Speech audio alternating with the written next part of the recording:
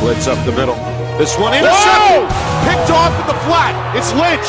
You're better off just rolling it down the field, the 40-yard line, than kicking a line drive to number 15. And here he goes. The quarterback is on the loose. Here's Post up the middle. Post has got a seam and he's gone. Purdy makes one man miss, spins away from a second. 10, still alive at the 5. Play action, Black to throw. Caught by Soden. Finley to his left, throws across the body, looking for Peters. He's got him on the run. Meanwhile, handoff. Look out. To the house, Emmanuel Poe. They're going to air it out. Deep down the near sideline. Touchdown! Legendary! Unbelievable. The holder is Sabani. It's clean. The kick is up. Good! And good!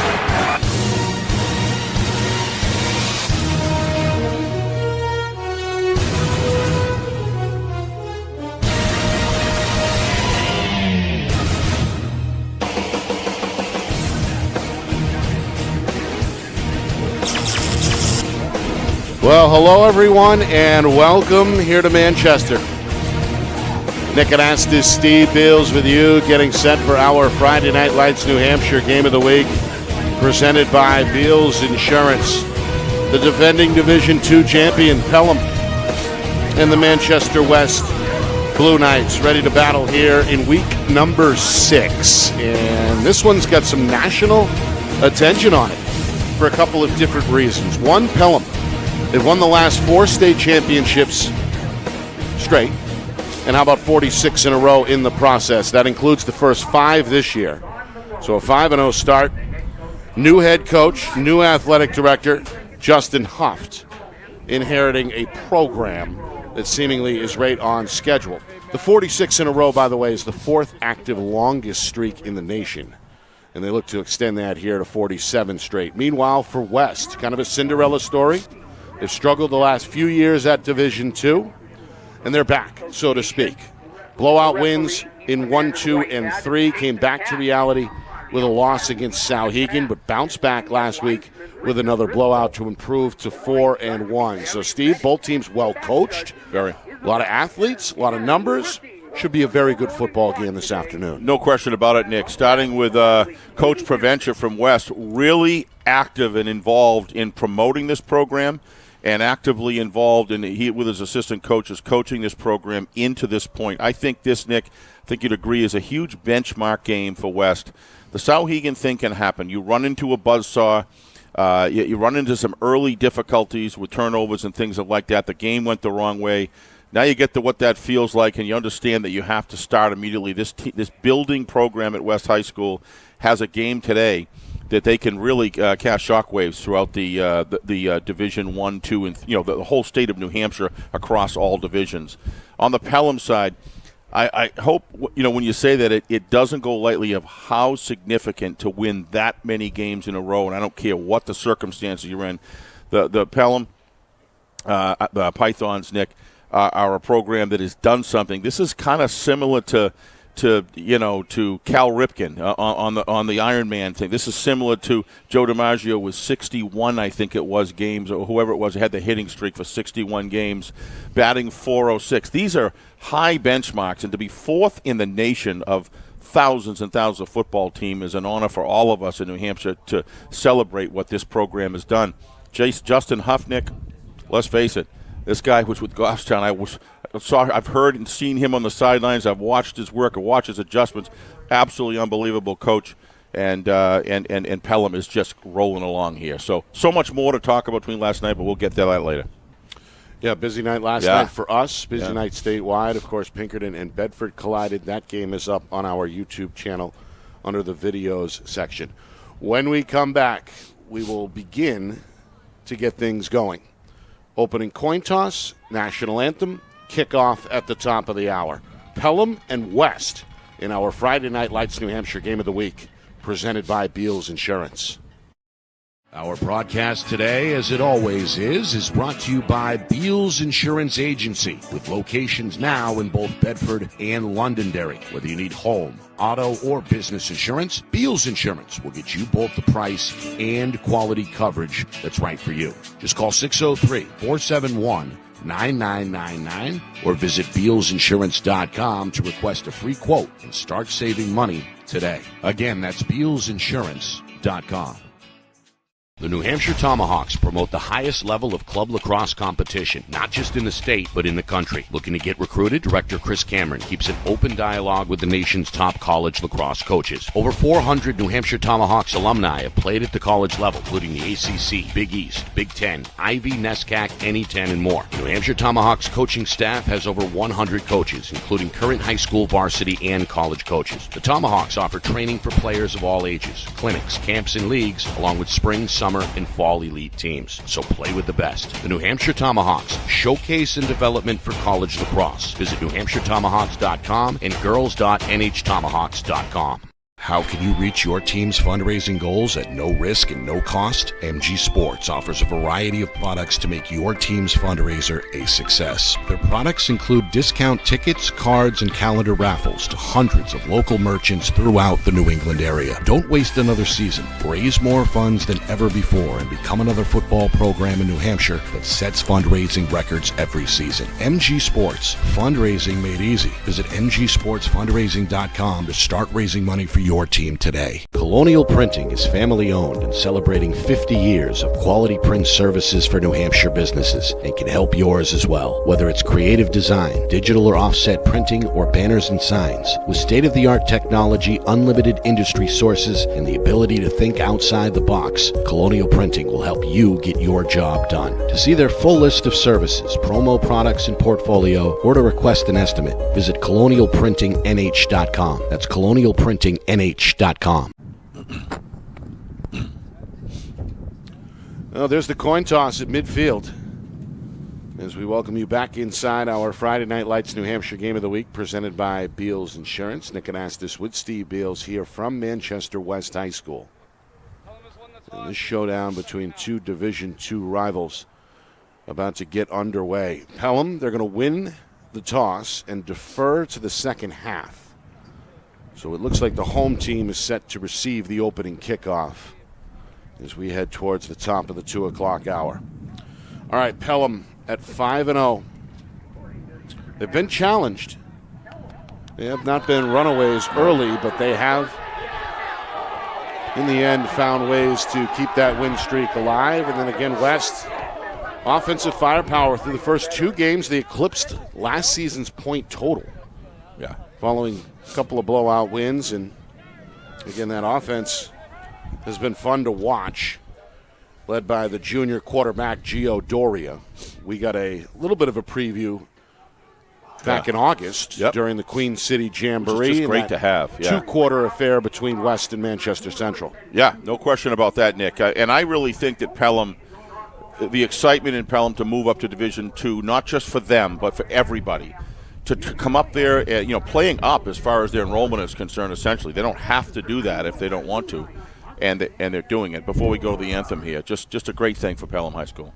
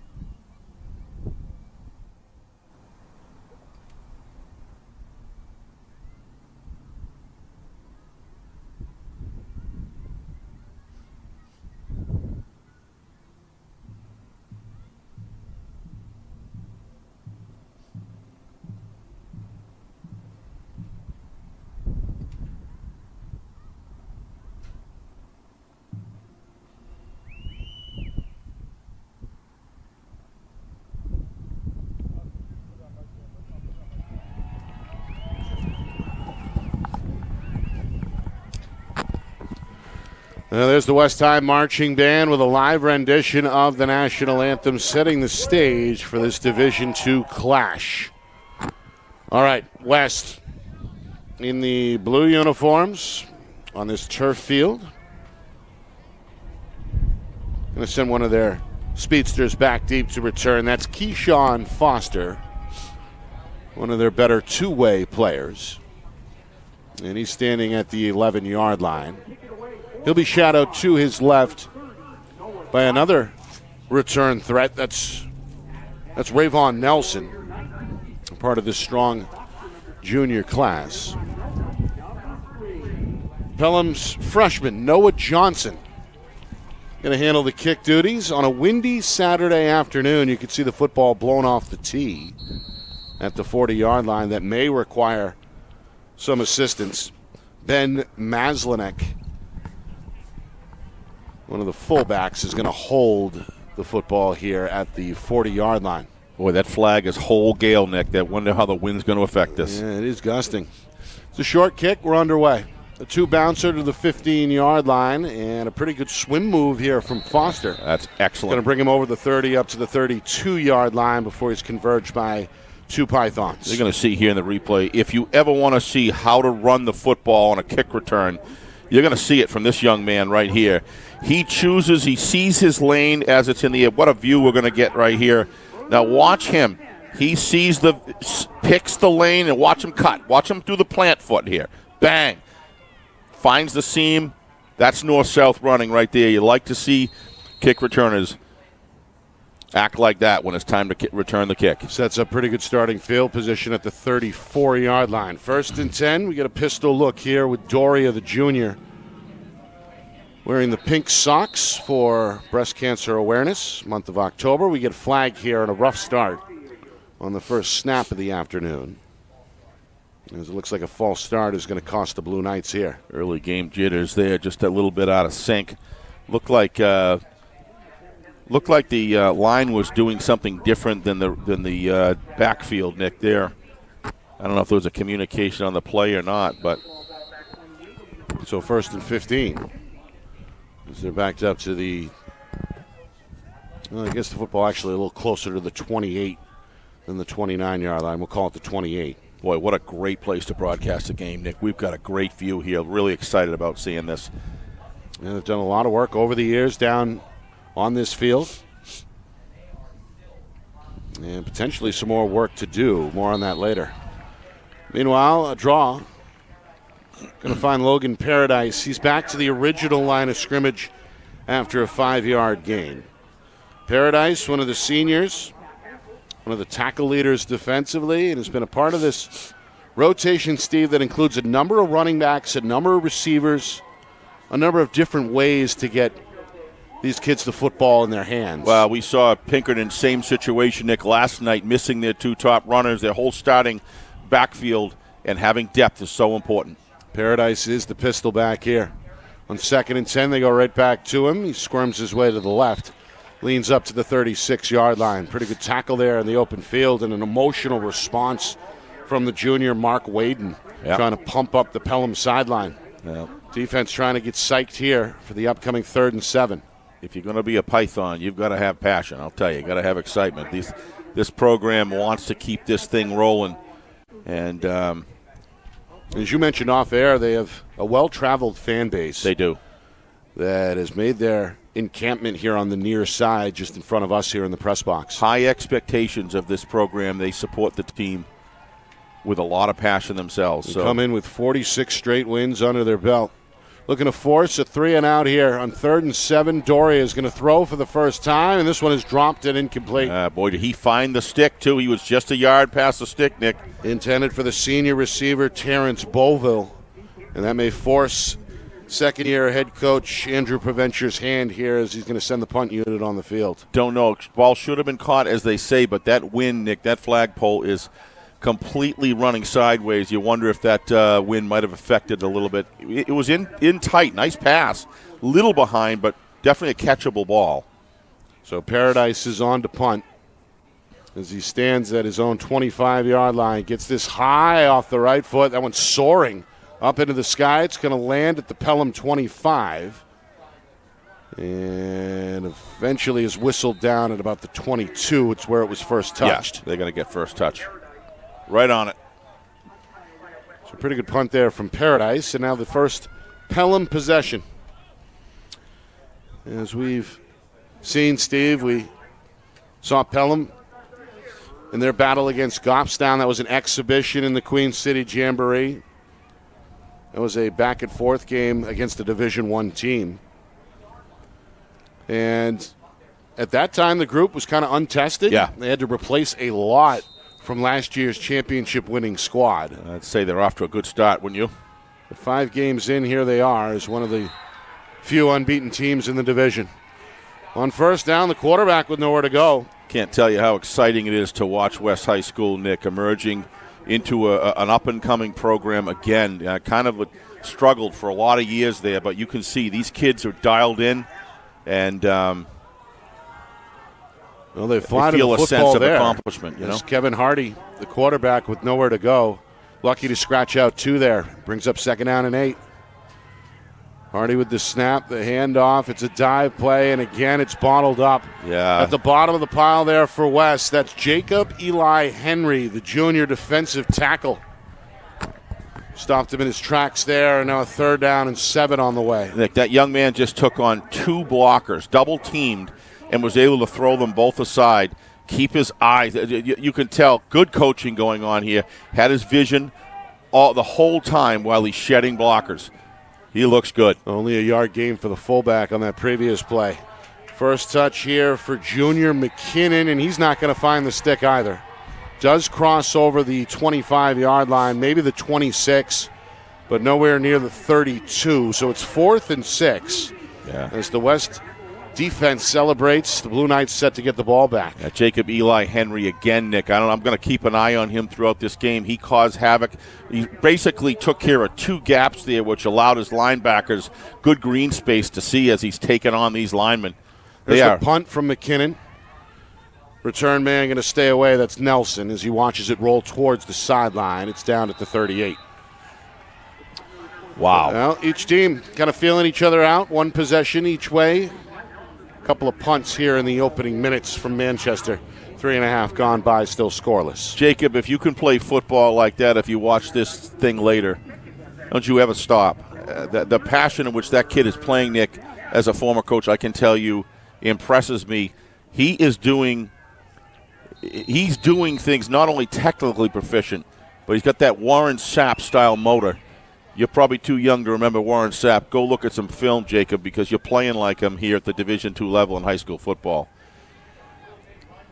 Boy, he looks good. Trying to move the football. They've got him in there, Steve, at right tackle as well. Yep. It's Eli Henry, big number 55 in blue. Let's see his stamina, because how do you keep up that kind of effort? Tremendous. On first down, it's a right side run, and Pelham is right there. Yeah, Pelham's defense is for real. How about William Ortiz on the edge? Nice job, William. That's a good read right there. You're going to see him on the replay here. Hopefully we'll get him within the frame of how he read and react. Watch him. Yeah, comes right up. Great read right there. The result, a loss of a yard for the junior Elias Abreu. Good job moving the legs to the whistle, though, Nick. It was the junior's first carry. Yep. Abreu's out here on second down as well. 4 receivers set, 2 each side. Doria against the 4-man rush. Going to let it rip near side. There's the catch. Miles Whiter. Good 2-hand grab. He's tackled inbounds. They're going to mark him up near the 44-yard line. It's going to bring up a 3rd and manageable 3 here for West. A high percentage play, the high percentage pass, Nick. Good job disguising it well. The receiver appeared as though he was going to go downtown towards the corner, and then he stopped, button hooked immediately, and the ball was already in the air. So again, you can see West has put a lot of time and effort into their play design and the execution on the field. That's good job right there on a very windy day. First completion for Doria on his second attempt. Now a 3rd and 3. Pelham going to bring a couple of extra men to the defensive line of scrimmage here, defensive side of the line. Hand off. It worked. Nowhere to go. Yep. Shooting into the backfield. That's the linebacker, Billy Nichols. He's going to pound himself on the chest. Yeah, impossible for that offensive line, Nick, to pick up every one of those guys, and kind of designed in a way to just clog everything up. Don't let them get off. Provide your linebackers with great vision, because there's nobody on them, nobody in their face, and they can just attack. And obviously Pelham here, Nick's got a good linebacker core. Very impressed the way they're reading. Ooh. Here's the punt from Paradise. It's going to drift towards the sideline and roll out of bounds inside the 30 at the 29. Give him credit, Nick, getting that ball off. That was a tough snap, and they still got about 30 yards net out of that with no return. Yeah, good job salvaging what was a dangerous snap. Yep. There's Paradise showing off the athletic ability. So, Pelham trying to become the first team to capture a first down here. It's been a defensive battle through the first half of this opening quarter. Hardy back under center. Quick hit to Nichols, and again, the pile moves slowly across the 30 to the 31 for a 2-yard gain. West with a few men in the area, including Gistoni Rivera, one of the senior linebackers and one of the leaders of this Blue Knight defense. This front three, Nick, for West. This is a solid group of guys here. These three. It's Eli Henry over the nose here. 2nd and 8. Hardy going to roll out. He's going to throw his first pass, and the lefty's got his target and a big tackle. He's going to draw a flag. It was a good stop by Whiter. The catch was made there by Nichols, and the official on the near side along the line of scrimmage through the penalty marker. What would that be? I don't know if it's who is it? It's against Pelham. They had an illegal man downfield. One of the offensive linemen drifted too far. Yeah, I guess they're going to take this, Nick. You could go either way here. You may want to just take They're going to take it. They're going to take it, though. It's really going to set them back. Boy, that was a good open field tackle. Was that number 2 from West? That was Whiter, yes. Yeah, what a great tackle. Good coverage. Nick, both of these teams on both sides, well, especially, obviously, we're seeing a defensive battle going on here right now, and both of these teams look solid. Good form tackling, following the script of the mission of what's coming in from the sidelines, and they're executing to a high level. Following the penalty, 2nd down and 14, and now another whistle. Wow. Have a little conference here, maybe? I think that's Jason Patch out there, if I'm not mistaken. That's his crew. Good job officiating, Nick. We've seen all weekend here, both games. Yep. Well, we're ready to go. Guys are incredible. Coach Huft poked his head in there for a moment as well. All right, here he goes. This is Hardy. A little bit of room to work with. He's across the 35, still shy of that marker. Yep. But that's going to set up a 3rd down and 2 as he was tackled at the 36. Well, I think that was a good call, Nick. They're really keying hard on the receivers.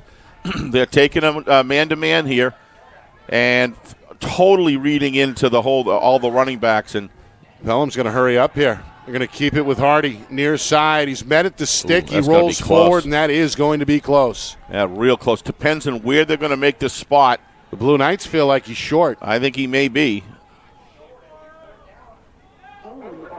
Yeah, it looks like 4th down. I think you're right, Nick. Yeah, they're going to ask for a measurement, but from right here anyway, it looks like good call. They're short. Good call. Well, again, if you're just joining us, it's been a busy weekend for us here at Friday Night Lights New Hampshire. We had a Thursday night broadcast this week. We were up in the Capitol last night.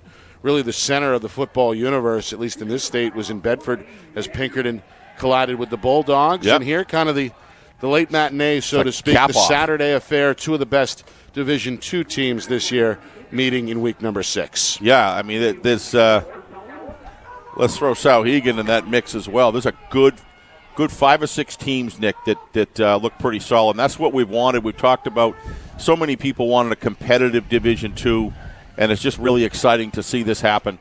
But I agree with you, Nick. The way these teams are playing today defensively, as they say, defense wins championships because you're going to be playing the best offenses and those defenses that can hold their team into the game.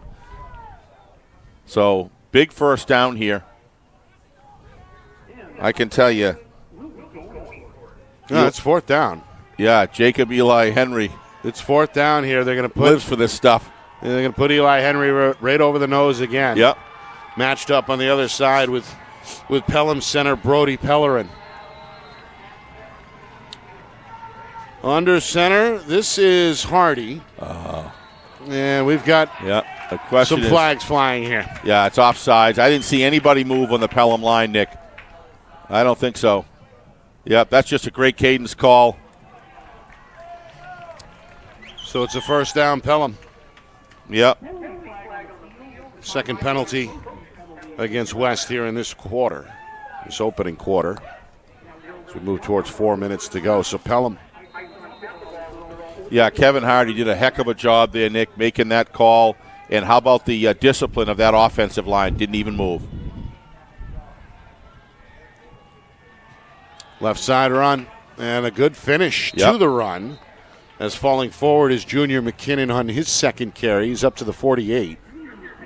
Brought some thunder there on that 4-yard finish. Jacob thought he had it.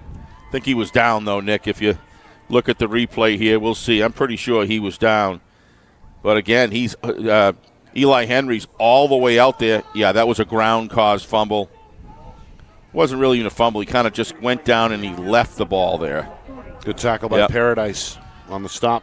Henry right there, though. Second down and 6. They're going to pitch it near side. It's again McKinnon to midfield, wrapped around the waist. Boy. Brought down to the second wave there by Paradise, but the first man there was Terrence Bovell. Now, we saw that same thing for the few minutes that we saw Matt Morrison, and then pretty much throughout the game with Brody Helton just lowering his shoulder. We saw some good running, and, boy, it's continuing right in today. These guys are all trained well when forward lean. Grabbed himself another couple yards. Third down and 4. They're trying to find the West 46. They pitch right side again. McKinnon this time. I think he's got it. He may. It's going to depend on the spot. I think you're right. Yeah, they got it. First down. So McKinnon needed 4. They give him 5. Nice being here low on the 50-yard line. Remember last night in Bedford, we were up top. And it just, with the light, the light glare and everything, it's just difficult to follow that down the line, but not here. Well, the action right now is right in front of us. I estimated when I walked out of there towards the fourth quarter, Nick, 3,000 people watching that game last night. Yeah, that was packed. Hand off up the middle. Flag flies. It's maybe a face mask. It looked to me like I saw a little bit of the mask. It probably an incidental, but nevertheless, they got to call that. Yep. That's exactly what it is. It's against the offense.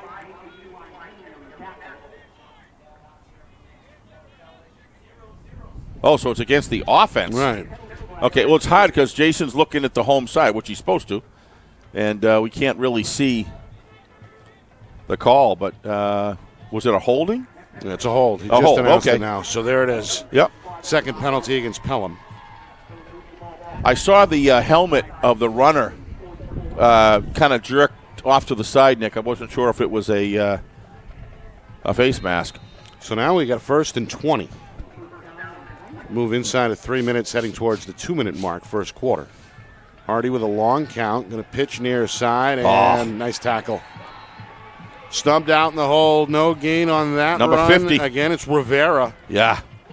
His second tackle. So we got I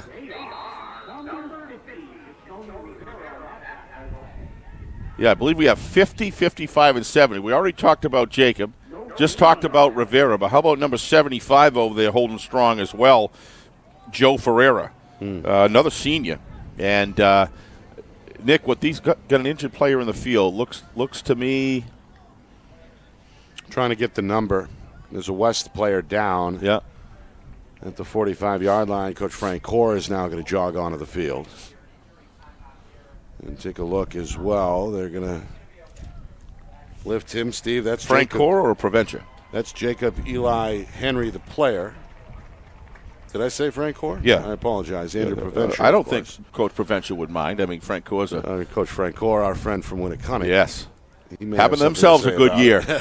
And, Nick, they're going to get better. I mean, we went over there and saw them over there. And, boy, I'll tell you, they suffered a defeat last night. Yeah, they've won 4 games in Division I. Meanwhile, Eli Henry is going to make his way off the field, Steve, on his own accord. That's which good is to see. Not sure he didn't get a little bit of the wind knocked out of him, but he looks like he's walking and okay. So he was at the bottom of that pile. They need him. So second down and 10.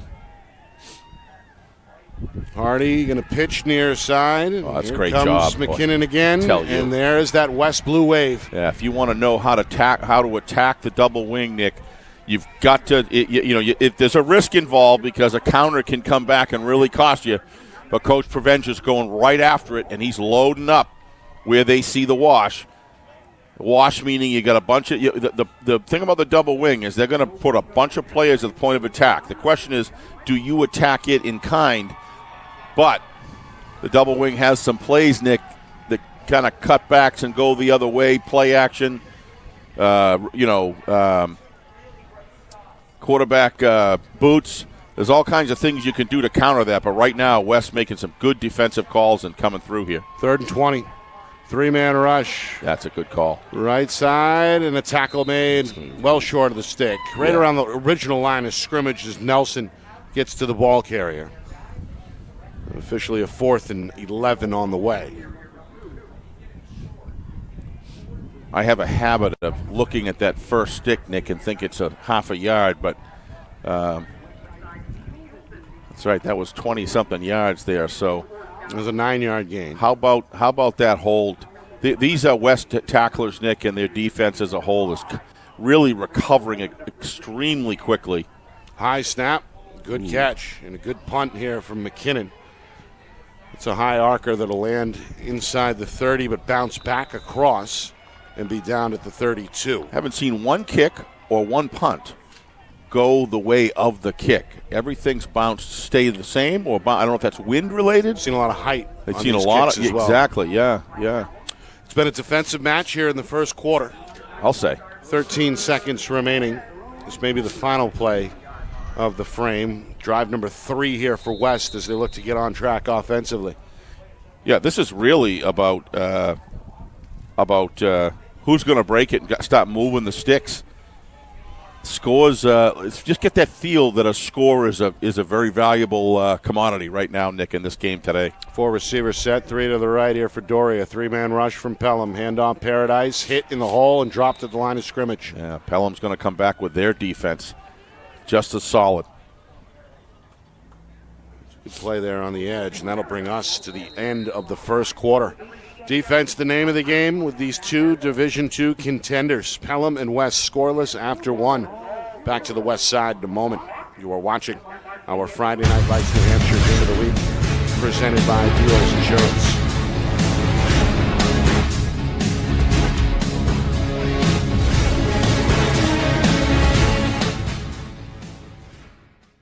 Our broadcast today, as it always is brought to you by Beals Insurance Agency, with locations now in both Bedford and Londonderry. Whether you need home, auto, or business insurance, Beals Insurance will get you both the price and quality coverage that's right for you. Just call 603-471-9999 or visit BealsInsurance.com to request a free quote and start saving money today. Again, that's BealsInsurance.com.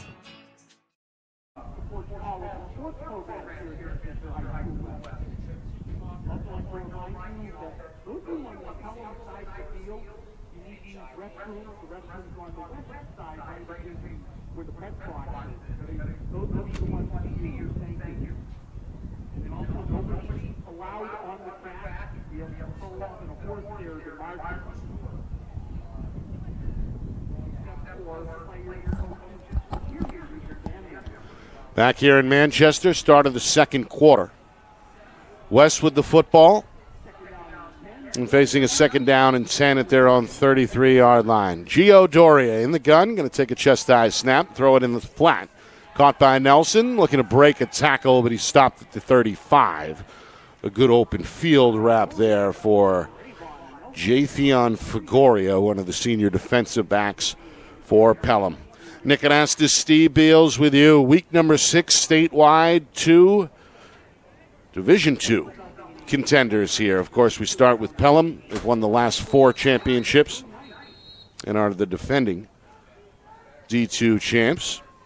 They're 5-0 in the season. They come in with the 4th longest active win streak in the country at 46 straight wins. West, meanwhile, 4-1 start.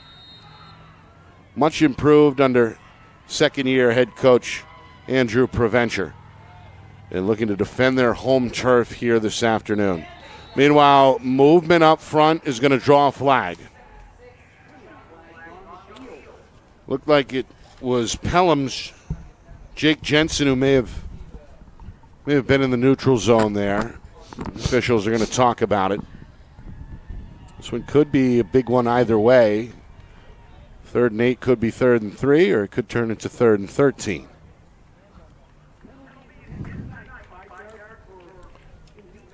What'd I miss, Nick?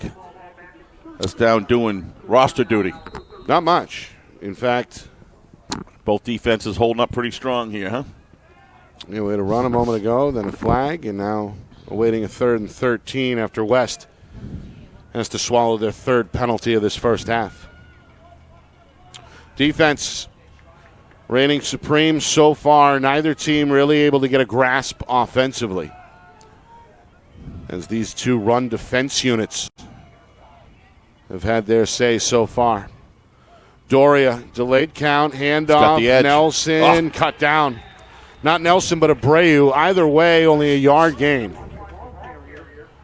You know, one of the things that we want to see in New Hampshire football, Nick, is better blocking and tackling, because at the end of the day, when these young players are looked at and they want to move on, it can be the difference as far as having those two attributes within your system as far as what scouts look at and stuff. And I'm seeing tackling this year that's really elevating right across the board. The quality of tackling is just – we saw it with Spellman last night, a sophomore. Right. Tackles like a – we see it there from Fagora. Fagora, same thing. That's what I mean.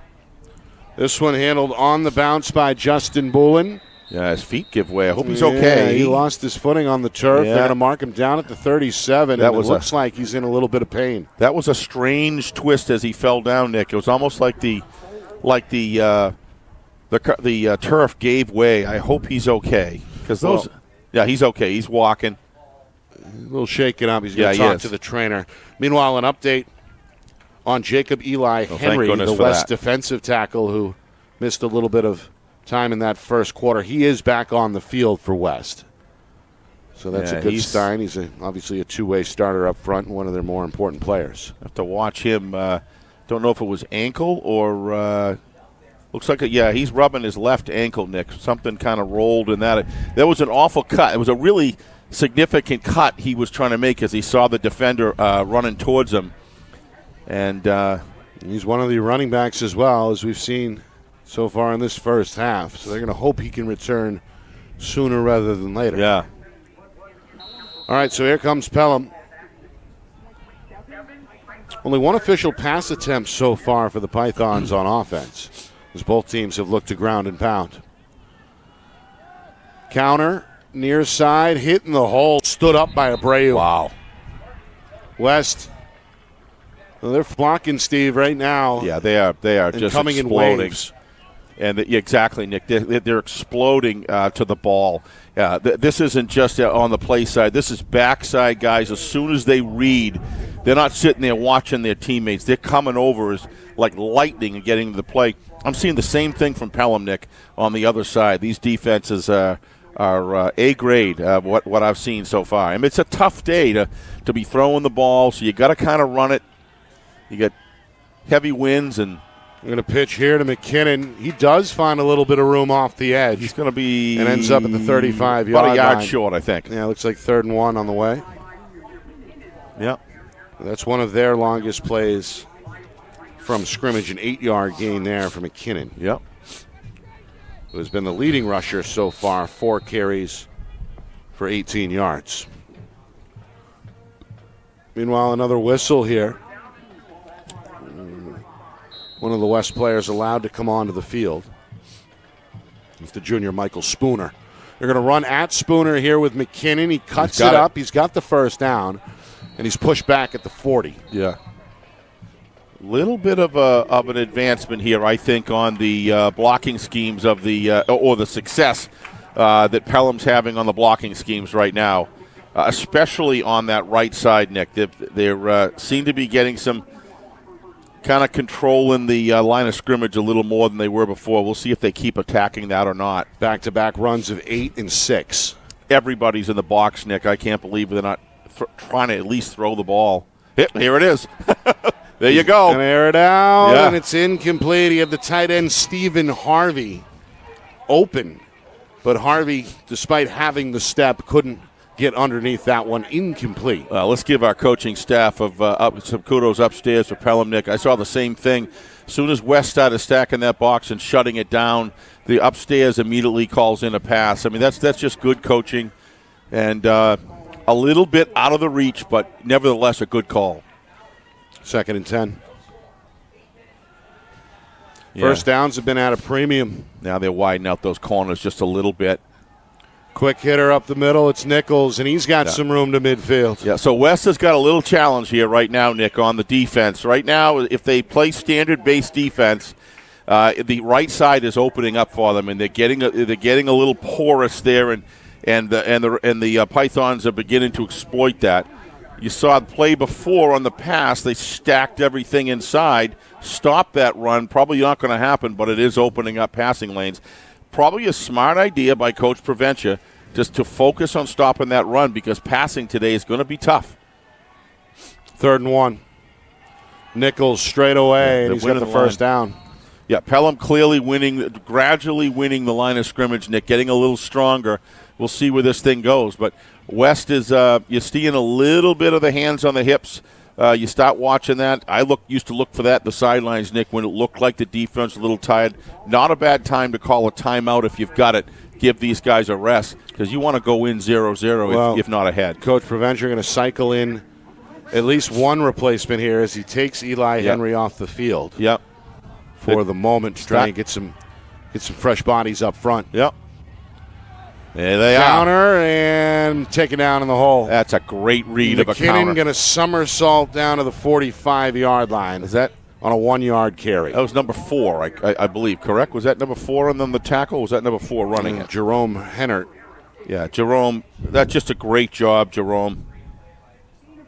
Great job. He never took his eyes. Understands he's got backside contained. Make sure that nobody is coming backside. Sure enough, he picks it up, and he's right in there for the tackle. 2nd down and 9. Good job. Approaching the midway point, 2nd quarter. Still scoreless here in the Queen City. Another quick hitter up the middle. Yep. And what do we got here? 40. We're down at the 41-yard line, a gain of 5. Yeah, these replacements that Coach Provencher's brought in, doing a good job. You can see the energy difference, Nick, when those guys came in. There was no question that West was dealing with fatigue. Surprised he didn't do a timeout. Now Pelham going to get right to the line of scrimmage here on 3rd and 5.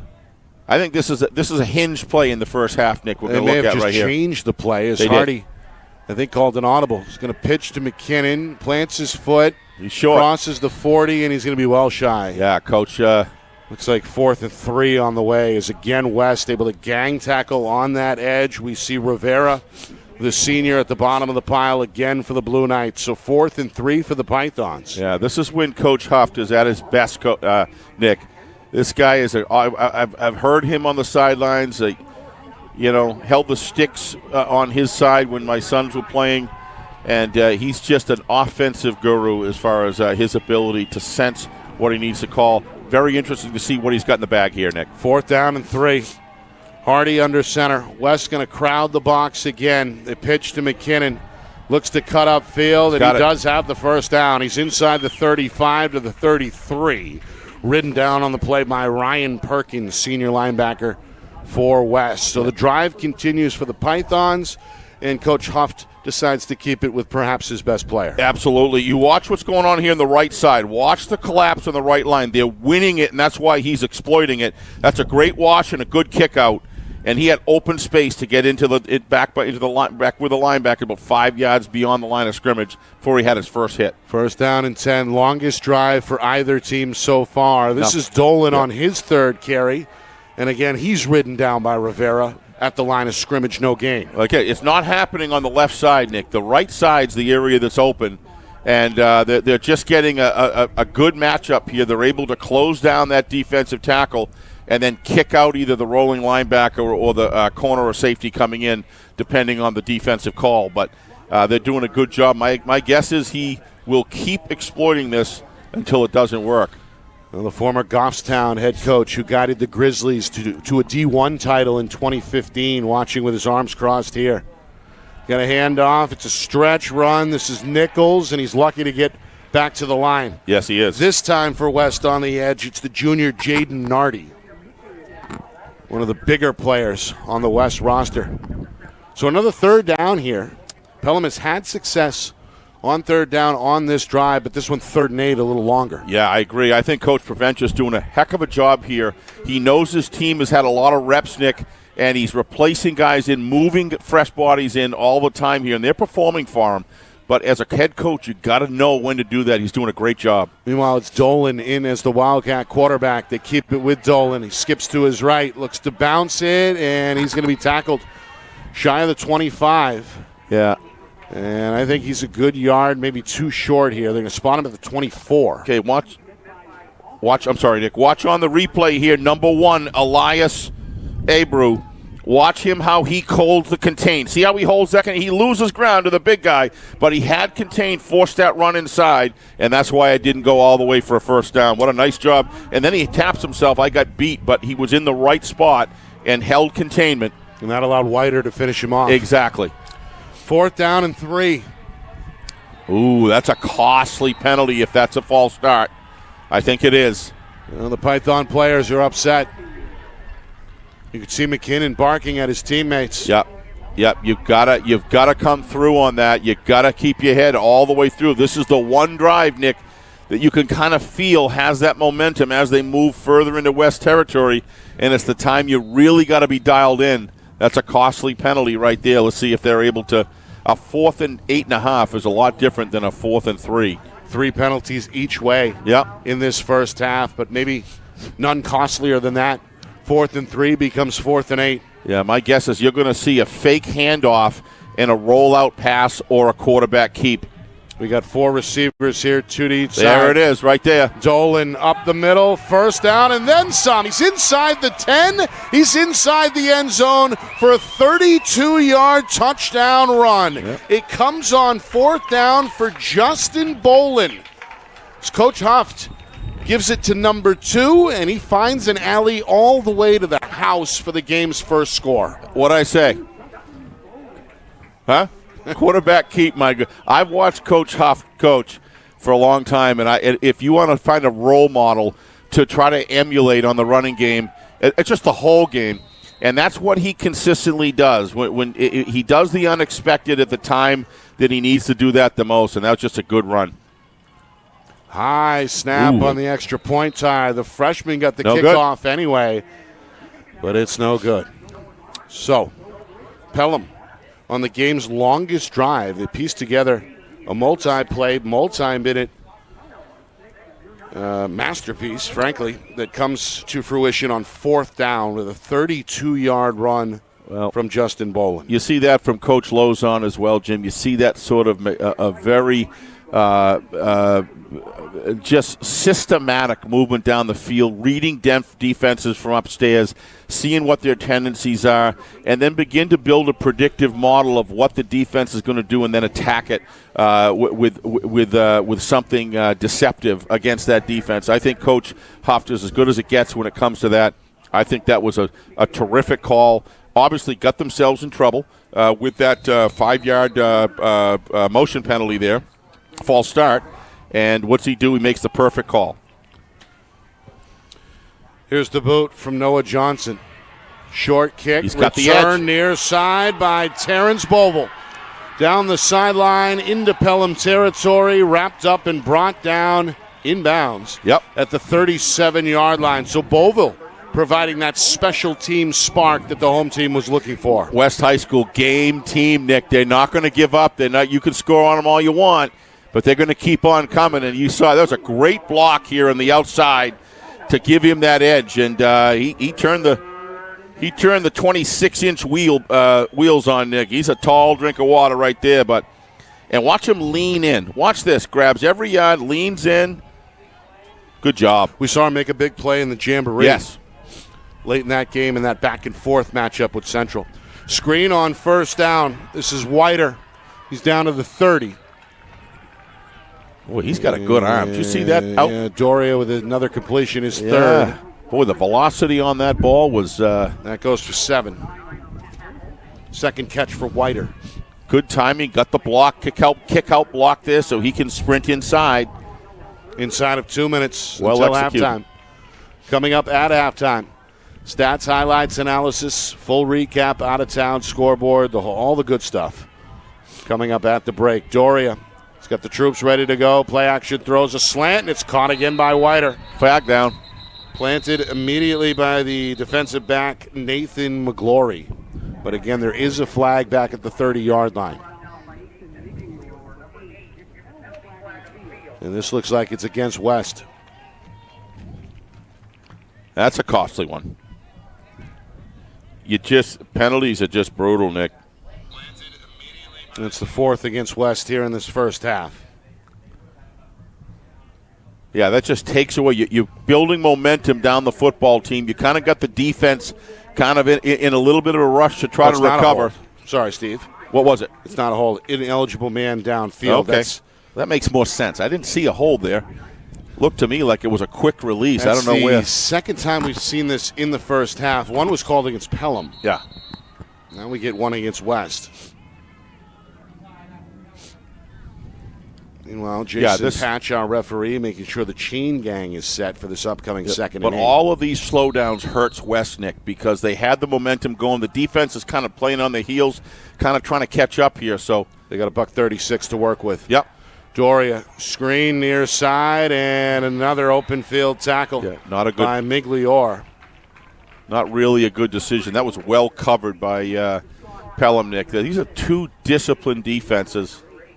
The catch by Foster there results in a loss of 2.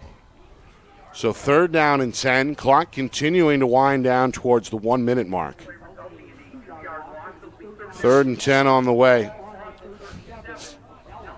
Well, Pelham has won the time of possession battle so far in this first half, including that lengthy drive a moment ago. West trying to capitalize here with the limited time they have. They go over the middle, and a great leaping catch is made by Foster.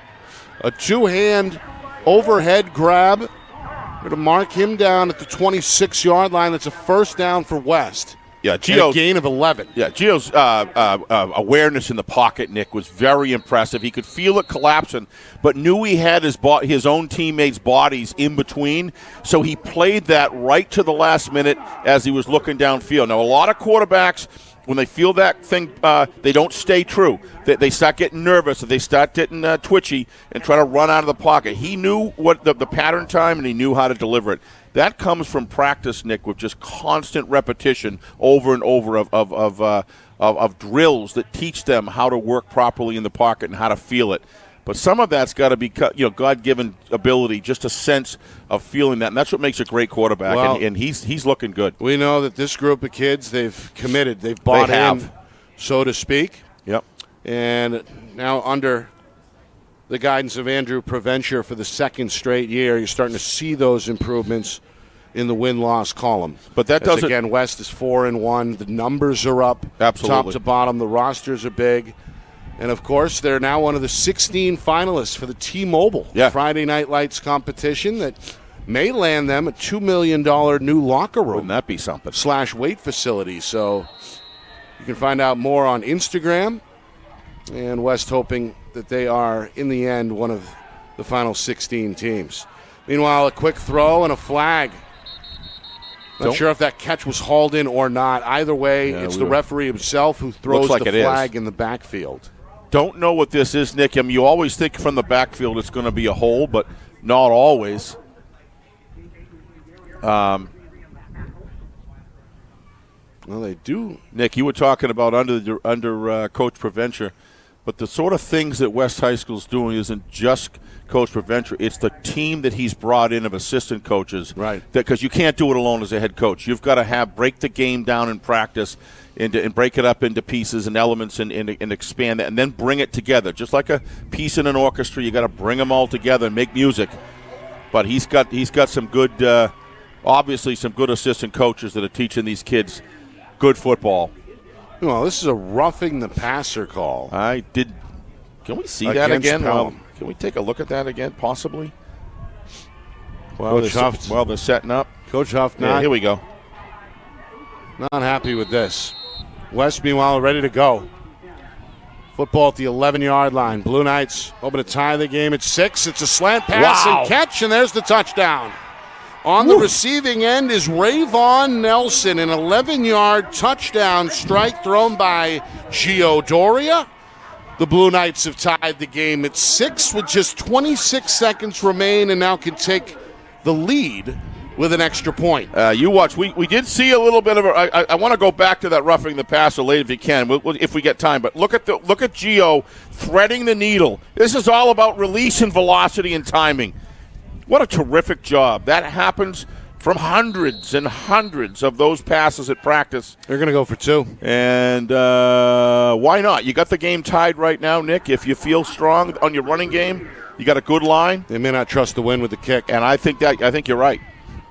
Looking for 2 here. The gun quarterback is Abreu. The throw is short and incomplete. Yeah, he trying to hook up on that far side with Beauville and didn't have the legs. Well covered as well by Pelham. So it stays tied at 6. A little bit of a brain cramp there. You can't get an interception to go back for a touchdown, so you might as well just fire the ball.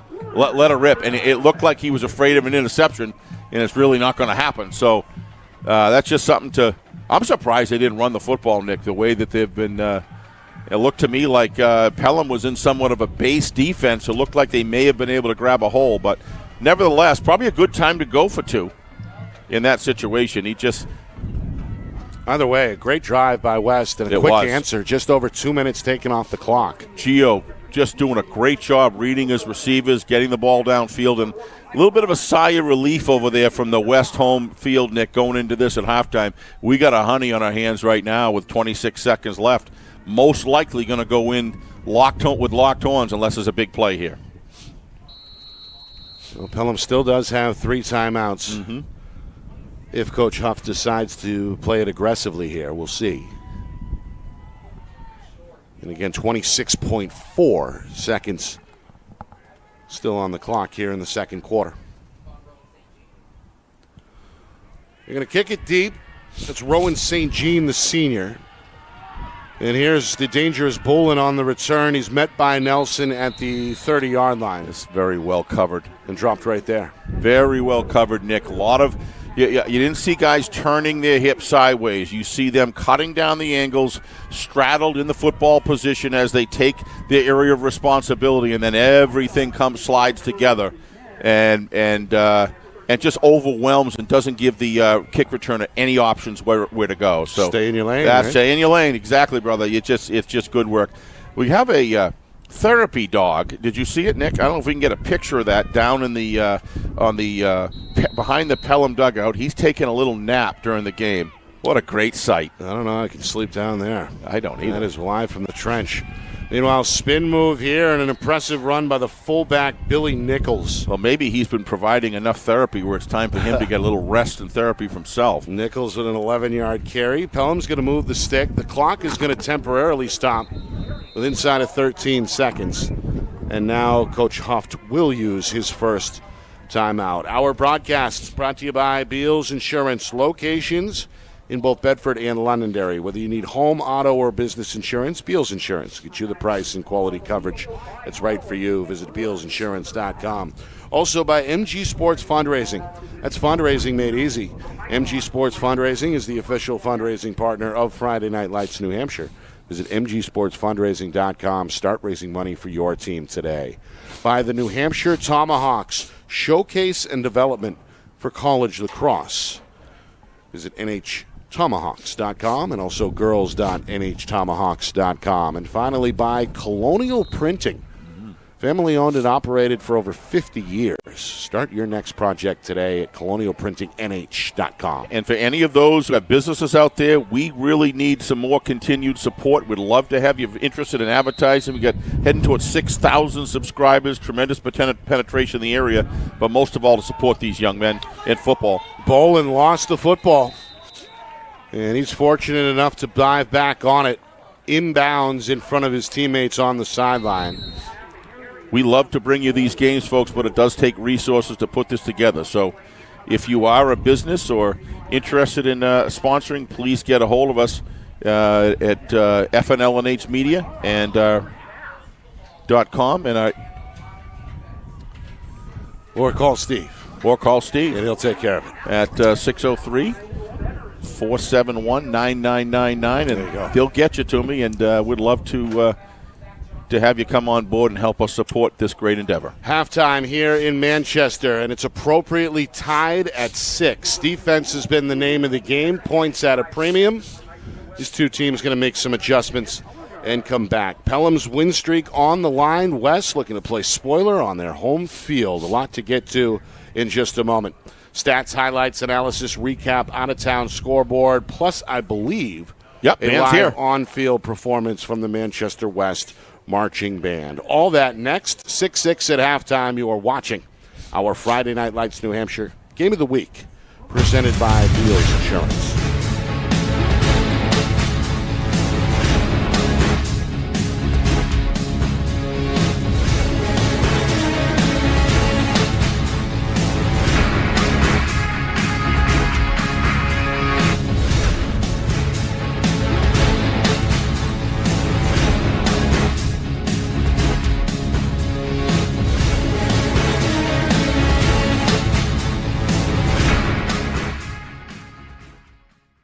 Our broadcast today, as it always is brought to you by Beals Insurance Agency, with locations now in both Bedford and Londonderry. Whether you need home, auto, or business insurance, Beals Insurance will get you both the price and quality coverage that's right for you. Just call 603-471-9999 or visit BealsInsurance.com to request a free quote and start saving money today. Again, that's BealsInsurance.com.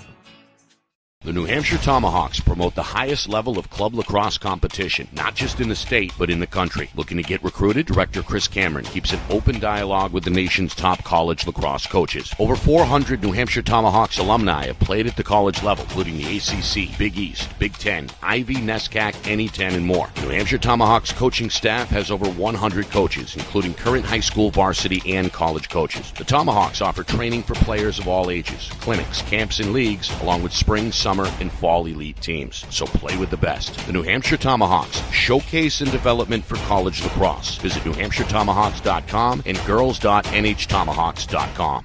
How can you reach your team's fundraising goals at no risk and no cost? MG Sports offers a variety of products to make your team's fundraiser a success. Their products include discount tickets, cards, and calendar raffles to hundreds of local merchants throughout the New England area. Don't waste another season. Raise more funds than ever before and become another football program in New Hampshire that sets fundraising records every season. MG Sports, fundraising made easy. Visit mgsportsfundraising.com to start raising money for your team today. Colonial Printing is family owned and celebrating 50 years of quality print services for New Hampshire businesses and can help yours as well. Whether it's creative design, digital or offset printing, or banners and signs, with state-of-the-art technology, unlimited industry sources, and the ability to think outside the box, Colonial Printing will help you get your job done. To see their full list of services, promo products, and portfolio, or to request an estimate, visit colonialprintingnh.com. That's colonialprintingnh.com.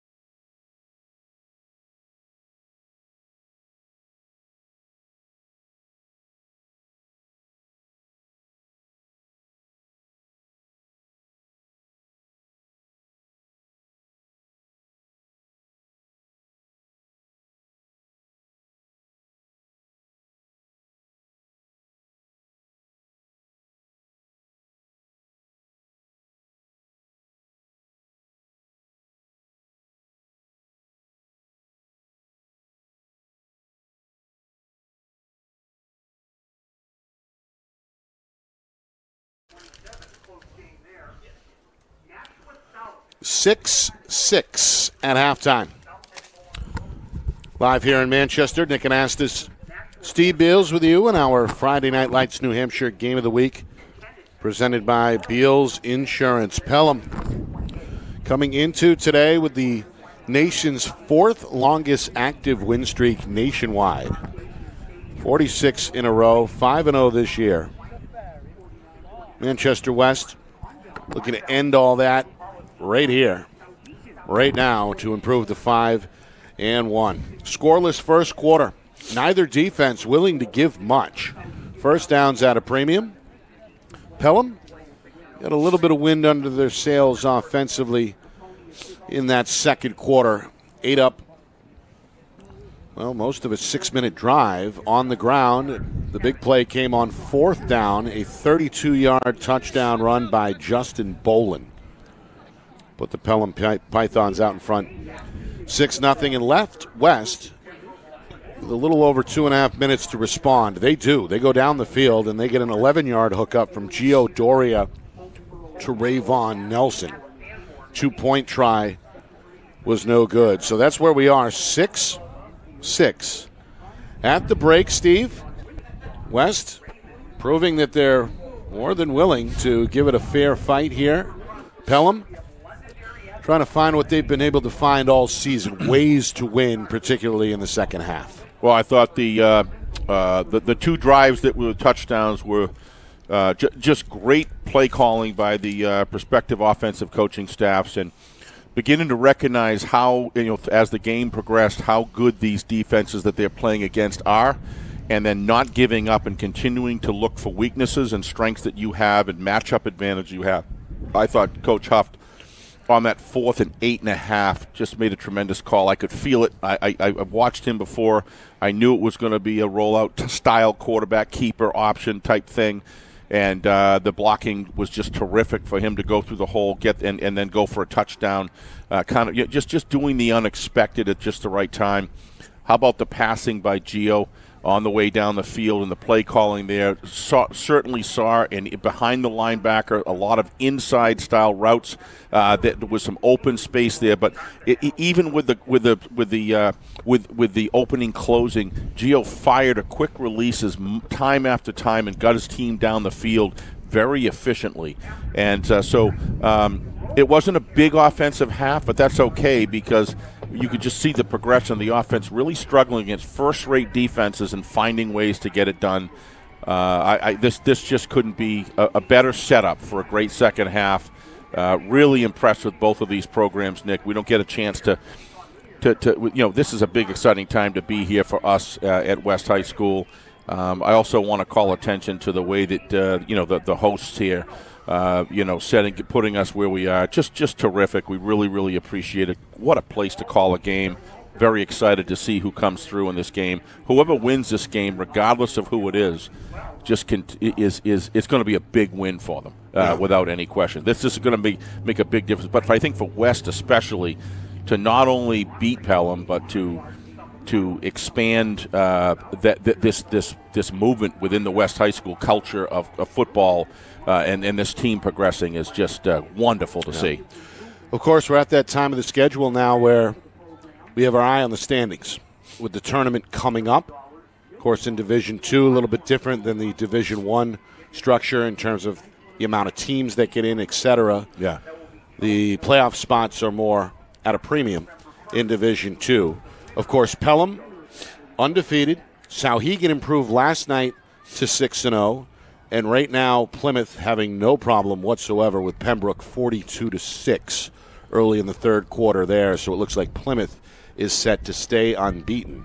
So they look good against Trinity as well. We saw them there. Yeah, but to your point, in terms of the significance of this one here, either way, it'll be impactful. Well, to me, West has already elevated. I was just we're talking about West all year on air from time to time about what this program is going, what direction it's moving. Now to be able to visually see it, not just in a halftime and jamboree where there's a lot of different stuff that goes on in those games, but for real in a live game, so to speak, to see West match up against Pelham, at least in this first half, to the extent they did.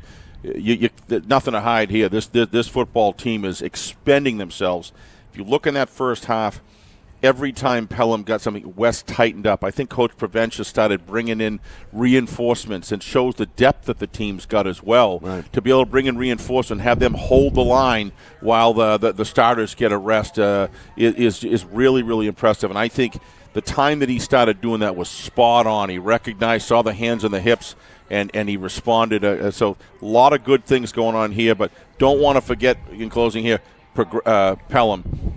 They are the benchmark. Let's be real. This is a solid football team, and it's going to take a lot for West to beat them. But I'll tell you, if the first half shows anything, it's very possible they could do it today. Of course, Pelham won the coin toss. They deferred to the second half, so they are set to receive the football here momentarily. Folks getting back to their seats. Good crowd here, as we touched on briefly earlier. Yep. Windy afternoon, but temperature-wise, it's been pretty pleasant. It's not slowing down, that's for sure. And that wind has factored in. And we'll keep an eye on the gusts as we move forward throughout the afternoon. All right, Pelham, they're going to send back, let's see, Junior McKinnon, who got a lot of work out of the backfield in that first half. 27 yards on 6 carries. 27 yards and the 6 carries were both team highs. Not the yardage. That went to Justin Bolin. 51 yards on 6 carries for Bolin. That included the 32-yard touchdown. All right. The ball is on the tee for now. We have seen it blown off before. Again, the senior right-footed kicker Rowan St. Jean ready to go for the home team, and we're underway here in the third quarter. This one bounces away from both McKinnon and his fellow return man Tyler Carvello, and Carvello can't find the 20. Going to be buried by 3 Blue Knights at the 18-yard line. Well, Steve, that ball kind of went right between the 2 return men, and Wind got a hold of that too. See, was it's pushed up for to the grabs side there for a minute. Yeah, I agree. So if you're looking at early field position, that's exactly what West High School want to do, pin them somewhat deep. Well, very deep, actually. And that's another thing that's been really impressive with both of these football teams, Nick, is the precision in which they play special teams, of how they're covering returns and things as far as the kickoff, outstanding. Both teams seem very defensively oriented, even though they can both get it done on offense. Hardy turns to his left, hands to Bolin. Great cut. He's going to turn on the Jets. Bolin at midfield. One man to beat. Bolin down the sideline is gone. It's an 81-yard touchdown run for Justin Bolin, who just like that puts Pelham back out in front 12-6.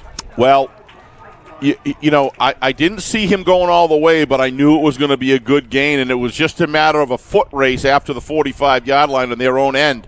And, boy, he turned on the gas. Justin's got some legs there for sure.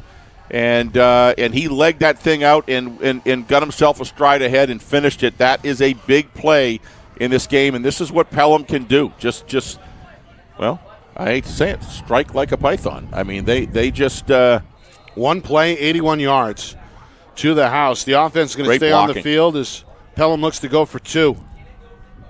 Hardy eye on the end zone, throws to his target. It's the tight end, Stephen Harvey. So the 2-point try is good. And all of a sudden, Pelham out in front 14-6 with just 19 seconds gone by in this third quarter. Big strike there. Both touchdowns, Nick, have been from that left side in between the tackle and the guard. Great blocking up front there on the left-hand side, and opened up, kind of like yawned open there. And if these guys, they just attack that hole full speed. If you're West, that's not what you wanted to happen opening up the half. You start out in a deficit like this. So they've got to fight their way back. They did it in the first half. They went down, come back. They've got to do the same thing here and piece together a good offensive drive, and don't let the game that mentally get inside your head. Bolin responsible for the afternoon's 2 longest plays. The 32-yard touchdown in the second quarter and the 81-yard touchdown run a moment ago. So Pelham with the momentum and the lead out in front 14-6. This kick is knocked out of the air by Rayvon Nelson as the junior retreats to his right. Going to make a cut to his left. Cross the 10, but he's not going to find the 15. He took a whack there. Dumped at flag the down. 14-yard line, and now a flag late. Tackle made there by Kevin Hardy. A lot of jarring going on. I don't know who it was against, but you could see this is something reoccurring on the other side. We're very positive about what's going on in football this year. And I understand an occasional, penalty, due to unsportsmanlike conduct happens, but we're seeing a lot of them this year, and they're hurting their football teams one way or the other. I don't know, Nick. I think there's been more I've seen this year than last year and the year before by a considerable margin. But really have to learn how to keep your composure. I agree. We've seen that, especially lately. Yes. Last 2 weeks. Last really 2 nights as well. Up in Concord and up in Bedford last night. Yeah, I mean, Concord, there was, 4 of them, I think? Meanwhile, Coach Huft, he's shrugging his shoulders. He's not quite happy, I believe, with the placement of the football. It's just shy of the 30-yard line. Yeah. That is where West will take over. Looks like they've worked it out, though. Looks like it was against his team. Yeah, that's a big benefit for West, Nick, to get up to the 30-yard line. Dory on first down. Going to pitch it left side for Nelson. Looks for the corner. And never turns it. Well, he doesn't turn. You nailed it, Nick. You got Tackled to turn upfield. Inbound by Billy Nichols, who never surrendered that edge. Yeah, you want to see how not to run a football. And look, look at this. Immediate training right there going on for the young man. He knows it. He's a good player. But watch this when he goes to the left. He's got to turn up right there. He should got to turn inside 5, and he doesn't do it. He's trying to beat him outside, and that's Pop Warner stuff. You want to turn. You're not going to beat the first-rate defense like that. You turn up and grab what you can. But what I liked was the coach was right there with him, and he'll fix it. West facing a 2nd and 12. Doria airs it out near side, and that's too much. Intended for Whiter. That's just bad quarterback mechanics. He knows better than that. He kind of worked there, didn't even set himself, didn't even set his feet right. Take a look at this on replay. You're going to see it right here. Totally off balance. He throwing off a foot as he's leaning forward with a wind going to the right. You've got to set yourself and throw that ball. And he knew it. He slapped his hands together afterwards. He knew he didn't do it right. So Doria 4 completion for 37 yards and a touchdown in that first half. Yeah, they got to be hitting these plays, Nick. Misfires on his first attempt here in the third quarter, and now West facing a 3rd and 12, trying to avoid a 3 and out. This is what you don't want. Pelham hoping to get their defense off the field. Doria against a 4-man rush. Throws incomplete. Yeah, hit as he threw there as the pocket collapsed at the last moment. So incomplete. That brings up a 4th down and 12, and West deep in their own end. They're going to punt the football. You're going to see it on replay here. You're going to count 1 1,000, 2 1,000, 3 1,000. He had all of that, Nick, to throw the ball. You got to, he's done a great job overall fielding, but this time you got to cut it and run. 1, 2, 3. At plenty of time, nobody there. Just tuck it and run. Here's the punt from Paradise. High. Bolin calls a fair catch and hauls it in at the 47-yard line. A windy Saturday afternoon. Pelham riding a 46-game win streak, the 4th longest active win streak in the nation. The longest ever in the state of New Hampshire, anyway, was pulled off by Plymouth. And that lasted, I believe, 57 straight. Yeah. And was ended in 2010. Yep. So Pelham not quite there yet. I remember that run under Chuck Lenahan. That was an incredible run that they went through, and they just became a vacuum for good football players coming into the program year after year. They were reloading up in the North Country. That's not easy to do. And, of course, that's what Pelham has been able to do over the last several years. The defending champs looking to improve to 6-0, and this is why they've got weapons.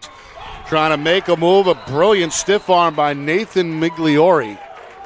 Steps out of bounds at the 30, and he's got the visitor sideline fired up. Yeah, but Radon Nelson, watch, he may have got stiff-armed. It was a mismatch from a physical standpoint.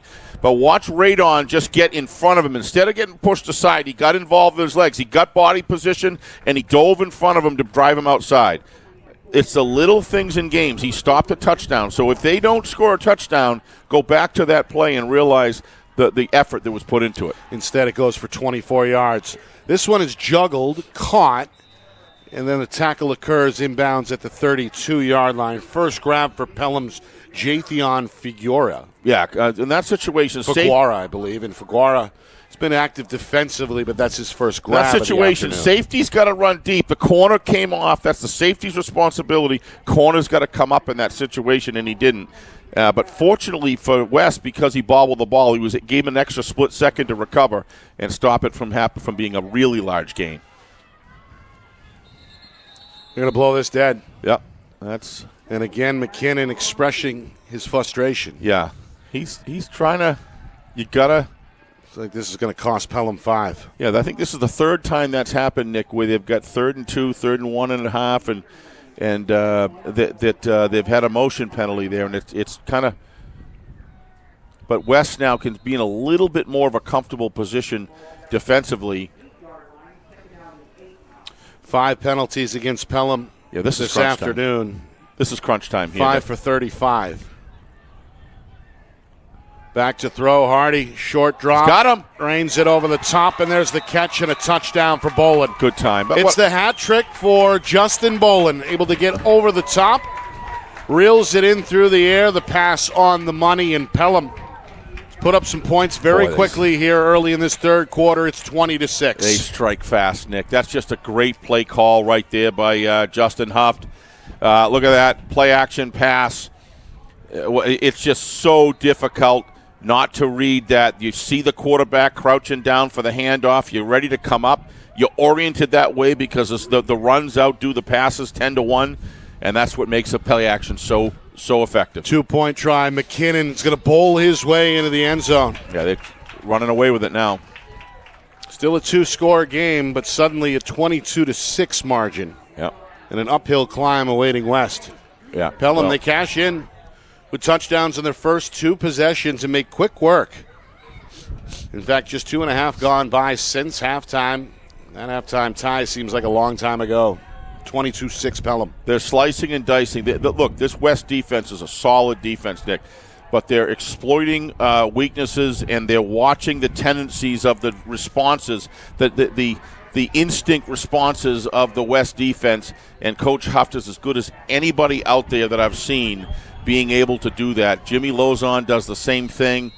So many good coaches on offensive side of the ball, they know where to find the defensive tendencies, looking for stacking of the box, looking for mismatches on one side or the other, and the execution is important, but the play calling, Nick, is giving these guys, these Pythons, an opportunity to succeed, and that comes from upstairs and down, communicating. Had a lengthy drive that resulted in a 32-yard touchdown run for Justin Bolin that gave Pelham the early 6-0 lead. West, in the closing seconds before halftime, tied the game at 6 with a touchdown pass from Gio Doria to Rayvon Nelson. A good heads-up play here on the return. Ryan Perkins, tough kid. That's fearlessness right there. That understands that this is it. No, they can recover that ball. That probably the game's over. But he understood how important it was, and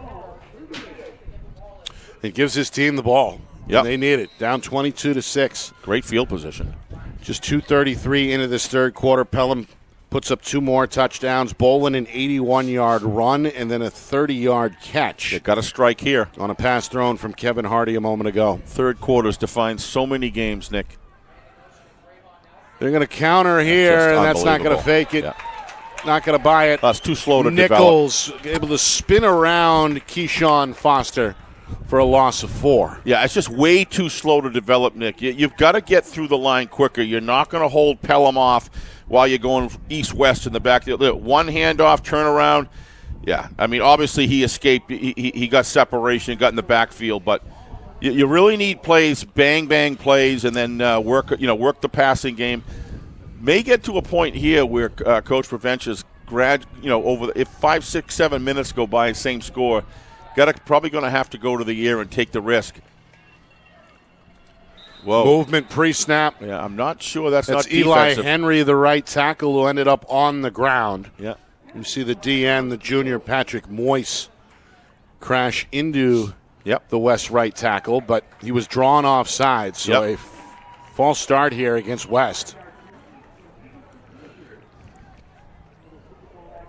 Boy, Nick, I never saw, all the years living here in New Hampshire, the West Manchester Branch Library, that cupola up there in weather vane and clock. What a beautiful structure. I like architecture. You and your architecture. Huh? I love architecture. Quick throw, intercepted. Picked off. This is Tyler Carvello.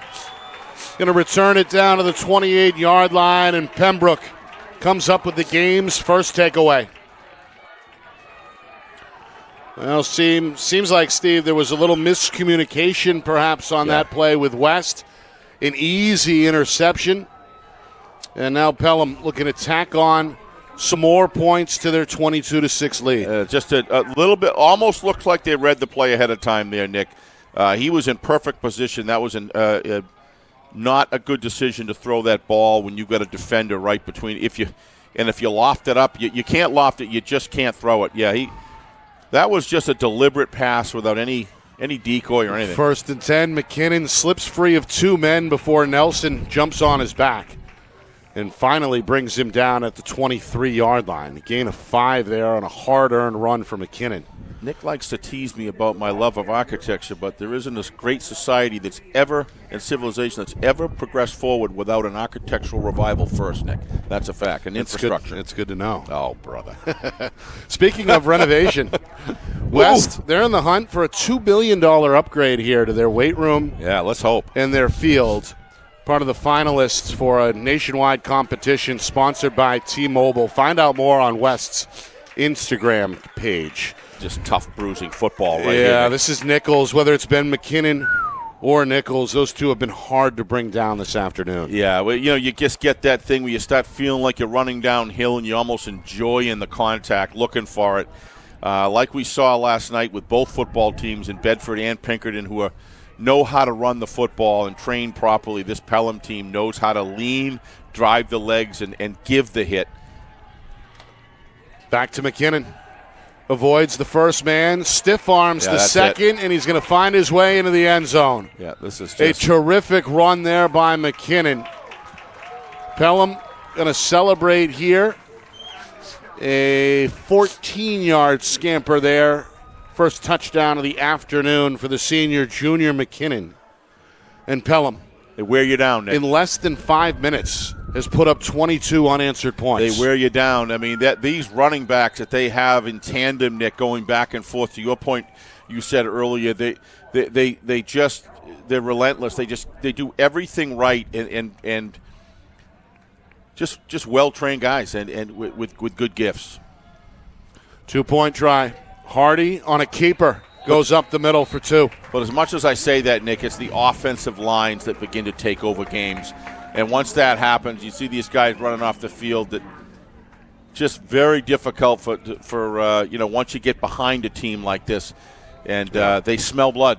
And when they do, they're just very difficult. West is getting caught right now with defense on the field going into 7 minutes left in the third quarter, Nick. They've been pretty much on the field other than about a minute and a half of that. You can't. The big key is after that first opening touchdown, you can't go 3 and out. You can't go to. You've got to respond with a team like Pelham. Get another look at that touchdown run. Yep. McKinnon busy in that first half. 7 carries, 31 yards. 2 more totes on that drive for 25, including the 14-yard touchdown. Yeah.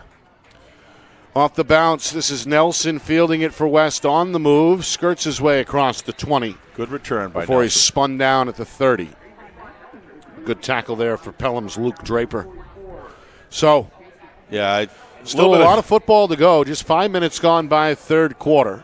Still a 3-score difference at 30-6, but if this West offense is going to respond, the time is now. Time is now. Actually, it's getting late in the game, Nick, when you're that far behind. However, what they need is something to break. They need something to get the blood going again, and you almost have to create it You don't feel great right now with what's happened. You'd love to have these 5 minutes, Nick, 24 points scored.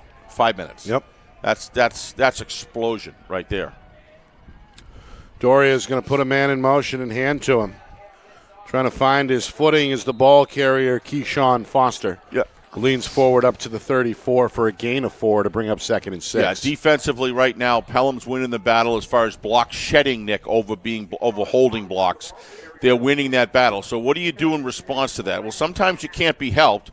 What you can do is you can start getting some more quick hitting towards the hole as far as the running game is concerned. Got to get through the line of scrimmage quicker, because if those guys are struggling holding blocks but yet giving their best, you can still get through the line. But that would be something I'd be looking at right now, because these down 3 linemen here are doing a great job defensively. Doria with a spread. Pelham's going to rush 4. He's got time. He throws left side, and this one is incomplete. Yeah, I don't know why. That was a miscue right there. I don't think that was designed for Whiter to stop, Nick. I think he was supposed to go. Yeah, because there was a window there. There was a window, absolutely. But Whiter, as you said, apparently not quite on the same page there with Doria. No. By the way, the kudos to both of these teams for giving us rosters that are very easy to read, because we got to do that quickly as time goes. You're a wizard at it, but I struggle. And I like to be able to say the names of guys, and these rosters have helped. So yes, 2 of the cleaner rosters I've seen. Appreciate it. Midway through third quarter, West trying to move the sticks. They stay on the ground. Abreu does find the marker. I think he's got it. And gets just enough, I believe, at the 40-yard line. I agree. Yep, they're going to move him. Yeah, he needed 6. They're going to give him 7. Yep, time of possession is important here for the rest of this 18 minutes and 8 seconds. This game is not completely out of reach, but they've got to play. They've got to get a score on the board in the third quarter, Nick, to try to earn the game back. But nothing's going to happen. That's not going to happen if they can't, stop defensively this offensive line of Pelham winning the battle. Got to close that gap. Abreu in motion. Hand off, Paradise straight ahead, across the 45, going to fight for an extra yard or 2. Held up and stopped eventually by Jake Jensen, who has played well up front for Pelham. Well, in the end, though, a gain of 7 there for Paradise. Yeah, I think you're going to wind up seeing Pelham bring in a 4-man front, Nick. This 3-man front right now is giving up big chunks of yardage. I mean, they got a big lead to play with, so there's some smarts in that too, in the sense that you get an extra defensive back to take out the big play with the belief that you can run the clock out. But a little early, I think you're going to see eventually a 4-man lineman if they keep on getting these chunks. They may even bring a linebacker up to the line of scrimmage. The first down stick is at midfield. 2nd and 4. Paradise hitting the backfield and dropped. Great play, 56. Yep, and that is Patrick Moyce. Yeah, nice play. One of the juniors on this talented Pembroke team. Watch the separation. He's over to the right-hand side of your screen right there. Look at the separation he gets. He just shoots right through. You've got to get in the belly of him, and you've got to slow down those hips from driving through. But he did a nice job knifing and slicing, and he got that entry, got the elbow and the shoulder through, got the fist, elbow, and shoulder through. Once that happens, you use that, build on that leverage. But the only way you can stop that is to be able to control the hips in the lower part of the body so he can't move. 3rd and 3. Abreu trying to find a crack. He's going to be short by a yard or so. Yeah, that's not really where the space is, Nick. Right now, with those 3 interior linemen, some off-tackle plays, if you can wash the outside tackles inside and get a kick out, there is some space there because the defensive backfield is playing kind of soft, as they should be, with a big lead. But take advantage of that with some off-tackle runs there, because all 3 defensive tackles, Nick, are very, very much inside. You got a 4th down and about a yard and a half. All right, now they're going with a 5-man front. Again, the first down marker is right at the 50. Doria going to spin to his right, going to throw a quick pass. Catch made. First down. Abreu able to survive the contact. Pretty good hit applied there by Nathan Migliori. But a better catch there is going to keep the drive alive for West. Good players make it, and they take it. He knew he was going to get hit. He knew he was going to get hauled down in a kind of a compromised position. But watch the job. Nice rollout, by the way, and nice pass. But the real thing there by Abreu is how he holds on to that ball in traffic. He knew he was going to get popped. First completion of the second half for Doria. It goes for 9 yards. Yeah, Doria shows real talent there. Made a few mistakes today that have been a little costly. But overall, this is a game young man that is not afraid of contact. He's played well all season. Not going to beat hand off here and going nowhere. Yep. Too much time to get through the line of scrimmage. Loss of a yard there for Foster. And as we're playing this third quarter, number 56 from Pelham, Nick, Patrick Moyes. I got to tell you, this kid is all over the place, and he's having himself the last 5 minutes. He's been taking over the game. Yeah.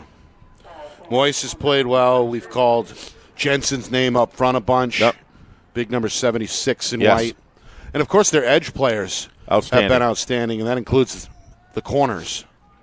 So, West trying to figure it out here, looking for a response. 2.5 to go here, third quarter. I do a quarterback keeper right through the line. 2nd and 11. They're going to toss it instead near side, and Foster's got some speed. Yeah. He's going to roll down inbounds at the 40 after a gain of 5 there. So 3rd and 5 coming up. Yeah, they're doing better off the edges, Nick, than they are on the interior. Tackled by Tyler Williams. Overall, the balance and the defense here at Pelham, Nick. I mean, the offense is explosive. They got running backs, got great offensive line. You can see that, but their defense looks really solid. They've been stout all afternoon. They have. The only points they surrendered came just before halftime. All in passing, really. West hooked up with an 11-yard strike through the air. Quick pass, catch. Bovell planted on the catch. Inside the 30 at the 29. That's another West first down. Great concentration there by Bovell. Well, you look at Gio passing that ball. I mean, the mechanics are very Mahomes-esque, kind of like those shortstop throws. They're off balance, but he throws darts on target here. That's right off your back foot. Everything. There's like 3 things there you could say, that's wrong, and that's wrong. But I bet you that kid could be a good shortstop as well, Nick, because he's got that element of him that he can get away with it because he could just fire it like these submarine passes that are kind of hidden. But of course, he's a veteran at this point. Still only a junior. He is. He's played well, as we said, really all season. He's got to throw a rainbow here for a touchdown. On the other end is Miles Whiter. Doria, a 29-yard strike. West gets the answer they were hoping for with just inside of a minute to go in this third quarter. And he does it again. I mean, that ball was thrown from like 3/4. Watch it right here. He throws it like 3/4 arm. Look at that, right from the side. Gets the elevation. He sensed the separation so early on. He's got a good sense. Made a few mistakes today, but again, this young man is doing a good job when he goes to the air here. It's his second touchdown pass of the game. Third completion on that drive, and now trying to add 2 here to keep it a 2-score difference or to make it a 2-score game. Man in motion near side. Doria, chest high snap, looks right, throws right. Got a man. Great grab. It's Bovell. Wow. 2-point conversion. Good. West alive and well here. With inside of a minute to go. 2-score game again at 30-14. That was an impressive 5 or 6 throws, Nick, that he was able to put together. And it's indicative of the first drive that they scored a touchdown in the first half where they started just saying, we're just going to throw the ball and we're going to let Dory find the open man. But quick release, kind of an unorthodox throwing, but it's working for him because, the proof's in the pudding there. He's also got a sense of a kind of a quiet, confident leadership thing. I saw players coming back to him, and he says, hey, just go out there and do it. You do it, I'll get it to you. Kind of takes ownership of things. So he's looked good. Yeah, he has. As we said, he did throw the 1 interception earlier in this third quarter. Well, already he has the 2 touchdown tosses. Had 3 completions on that drive. Trying to rally the troops here after a very, very tough opening 5 minutes to the second half in which Pembroke scored 24 Pelham That's scored what 24 unanswered points. That's what they needed, Nick, right there. I like the kick. I like going a little deeper, not just a 10-yard onside or 11-yard onside, or kind of get it in there and let your guys dart in, try to recover it. Unfortunately for West, it did roll outside, but everything else before that worked. It was close. But if they had that, now you're down on the 32, 33-yard line. You're down 2 scores, but you got a lot of time left here with the third quarter not even ended yet. So as a result, Pelham going to take it right where it is at the 37-yard line. Yeah, the defense has really got to step up for West. They're going to have a chance here. 1st and 10, Pelham. Hardy back under center. The pitch is to McKinnon. Burst to his left. Nice tackle. And is dragged down by Bovell at the 41-yard line. He doesn't go down easy. No. About a 5-yard pickup for McKinnon, who's starting to pile up some rushing yards. It's unofficially 6 carries, 27 yards in that first half. He's added 10 more here in this third quarter. Named Junior McKinnon. Yes. Yep. It's unique, right? I assume. What's that? It's unique. That is unique. I like it. Final 20 seconds, third quarter. My older brother called me Junior all my life. Still does. Here's a pitch. McKinnon stopped in the backfield. That's a big defensive play right there. Got tripped up about a yard deep there by Keyshawn Foster, who got him below the knee. And now a big third down coming up on the other side of the break. We have reached the end of the third quarter here in Manchester. Pelham looking for their 47th straight win, hoping to keep their nation or one of the nation's longest win streaks alive. West, they've got dreams of a comeback. Fourth quarter has the answer. Coming up next, you're watching our Friday Night Lights New Hampshire Game of the Week, presented by Beals Insurance.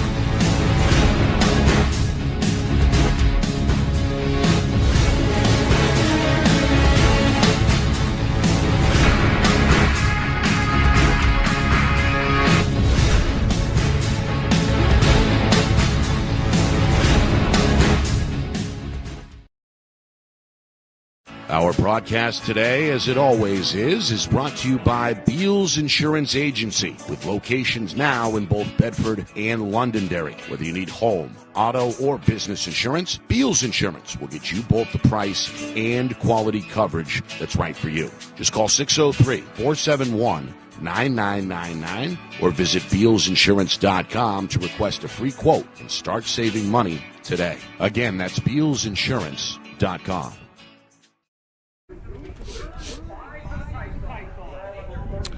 Well, we got a 3rd down and 5 coming up, and it's a big play in the game.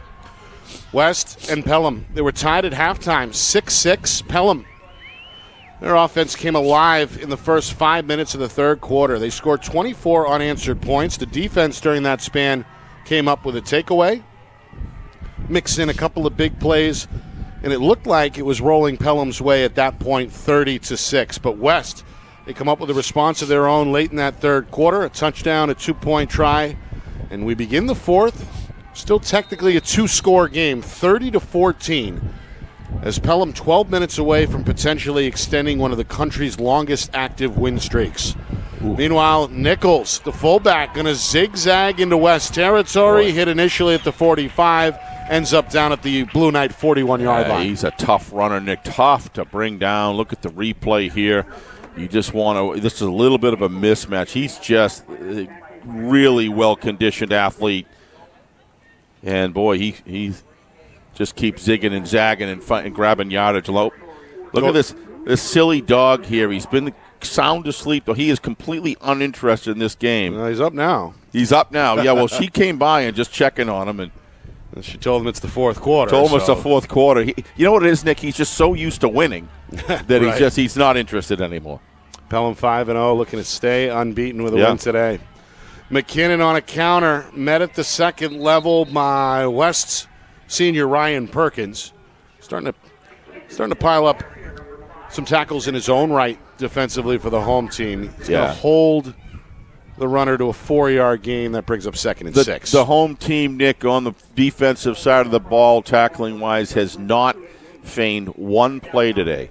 If they're getting yardage on them, it's because of full expenditure of their effort and fearlessness trying to tackle this big offensive line and these runners who are really, really big and strong and very difficult to bring down. But toughness is not a problem with West. Minute gone by, fourth quarter. Nichols finds a hole, rolls his way down to the 34-yard line. Yeah.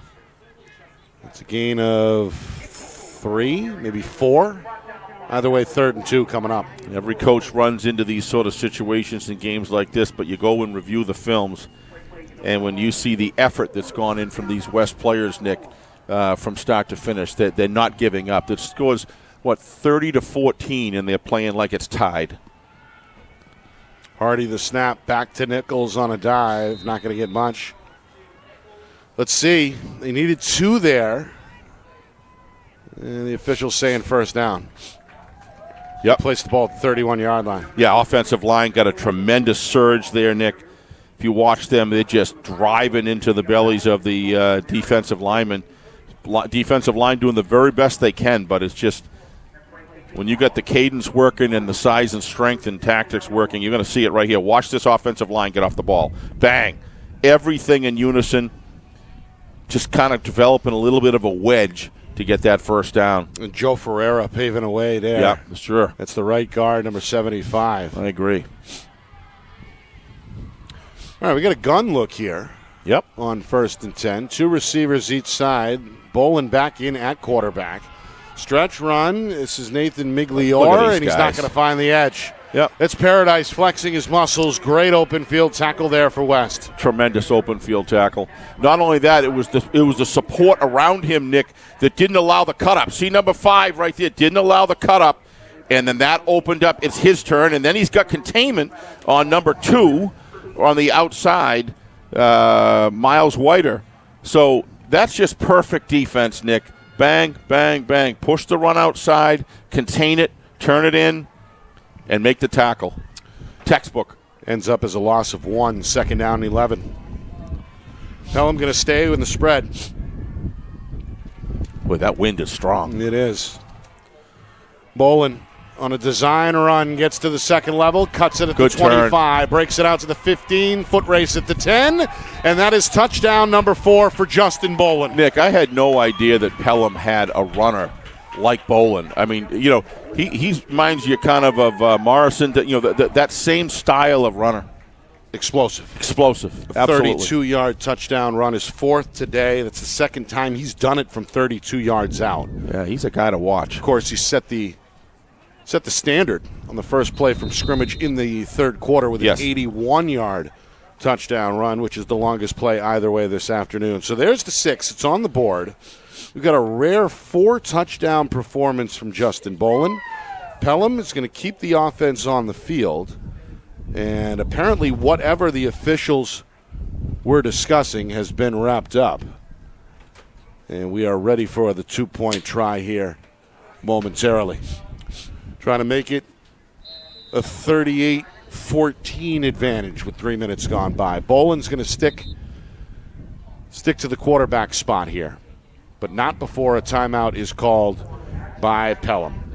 Our broadcast brought to you by Beals Insurance. Locations in both Bedford and Londonderry. Whether you need home, auto, or business insurance, Beals Insurance will get you the price and quality coverage that's right for you. Visit BealsInsurance.com. Also by MG Sports Fundraising. That's fundraising made easy. MG Sports Fundraising is the official fundraising partner of Friday Night Lights New Hampshire. Visit MGSportsFundraising.com. Start raising money for your team today. By the New Hampshire Tomahawks, showcase and development for college lacrosse. Visit NHTomahawks.com and also girls.NHTomahawks.com. Finally by Colonial Printing, family owned and operated for over 50 years. Start your next project today at colonialprintingnh.com. Nick Anastas, Steve Beals with you. It's our Friday Night Lights New Hampshire Game of the Week, presented by Beals Insurance. This was a 6-6 tie at halftime. Pelham exploded to begin the second half, scoring 24 unanswered points in less than 5 minutes. West got 8 of those back in the final minute of the third quarter. But a moment ago, Justin Bolin who has scored now 4 touchdowns on the day, just struck again from 32 yards out. And here he is lined up as the quarterback on the 2-point try. Bolin going to roll right, going to throw on the run. This one is incomplete. A good attempt there in the end zone by Magliore, but he couldn't pull it off the carpet. And as a result, the 2-point try fails. But 36-14, Steve, Pelham keeping West at arm's length after another explosive play from Justin Bolin. Yeah, what I'm seeing here is not what's wrong with West. It's at all, Nick. What I'm seeing here is just what's amazingly right with Pelham as far as depth and distribution, and then they have what I call a destroyer. There are running backs that get you yardage, and the running backs, as soon as they get in the secondary, they become destroyers, Nick. And without any doubt at all, Bolin is one of those style runners, and then you got that Bull McKinnon that's able to get you those tough bull yards. Just very difficult for defense to stop. I think West has done a terrific job. Everything when you look at technical tackling, they're just losing on individual matchups, but they're talented. It's just the same. Kickoff taken on the roll by Nelson. Makes a move to his right, but gets tripped. Cut down around the ankle at the 32-yard line. Good play by Pelham's Luke Draper. Yeah, and I'm going to tell you, when you used to play Pelham Razorbacks youth program, Nick, this is exactly what you felt, even going way back then when I coached at the younger levels there. Pelham would just bring a program that was just like this, just beat you into submission over time, and you might be able to hang with them for a while, but eventually things just take over. And this is just a culture in Pelham football, and they deserve all the accolades they get. That's why they're the defending champs in Division II. That's why they've won 46 straight, and hoping for 47 this afternoon. Yeah, this one goes incomplete on an out pass for Foster. Doria misfires. We got a 2nd and 10 coming up. The lethal connection here, though, that when you connect a guy like Justin Huffnick as far as offensive play calling, they're going to have a solid defense. They always have. And then, the head coach leaves last year, and then you come in here, and Justin's play calling today has just been outstanding. He's got the tools in the bag, but there's a lot of people with tools in the bag that don't get it done. Justin takes it into the next level, and I give him all the credit in the world. He's also, of course, enjoying his first year as the school's athletic director. Made his way over from Goffstown, where he held that post, and, of course, was the Goffstown head football coach not too long ago, guided the Grizzlies to a D1 title in 2015. Meanwhile, another incompletion, this time along the far sideline. It's going to bring up a 3rd and 10 for West. Yeah, Gio, when he has to go unconventional, Nick, he's shown that he can do it. He's shown that he can throw from all different unorthodox positions on the football and execute very well. But in that situation, that's nothing more than a drop-back pass. At that point, mechanics need to take over, need to be implemented at that time. If he can balance those two gifts that he has and then really improve on a conventional drop-back, this kid has showed a lot of promise. I've been very impressed with Gio, but I really like his ceiling if he can continue to develop those elements of his game. 3rd down and 10. The junior trying to move the sticks here for West. He's in the pistol, 3 receivers to the short side right. Going to run to his left. He's going to throw back across the field, and this one broken up at midfield, incomplete, intended for Whiter. McKinnon in on the coverage. And now West facing a 4th down and 10 with just over 3 minutes gone by in this 4th quarter. One other thing I want to add about Gio is if you look at him, no matter what the circumstances, he stays cool.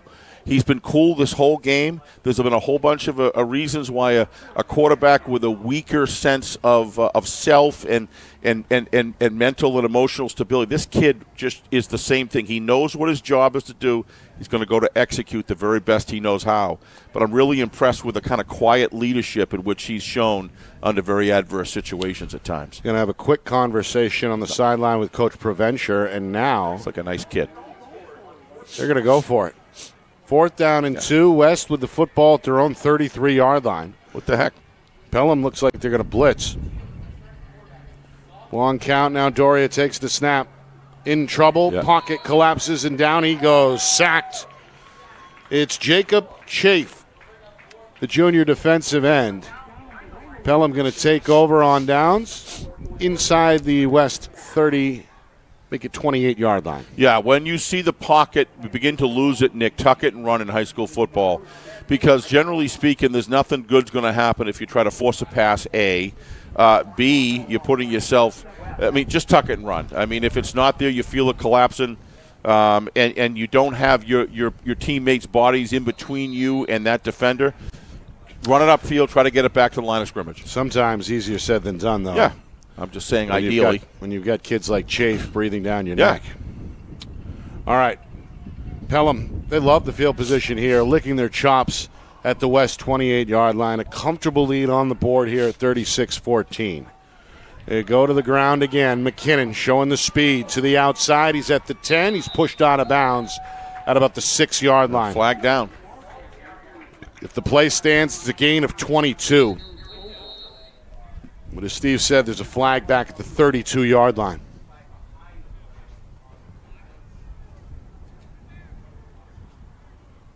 See what's going on here. Another official.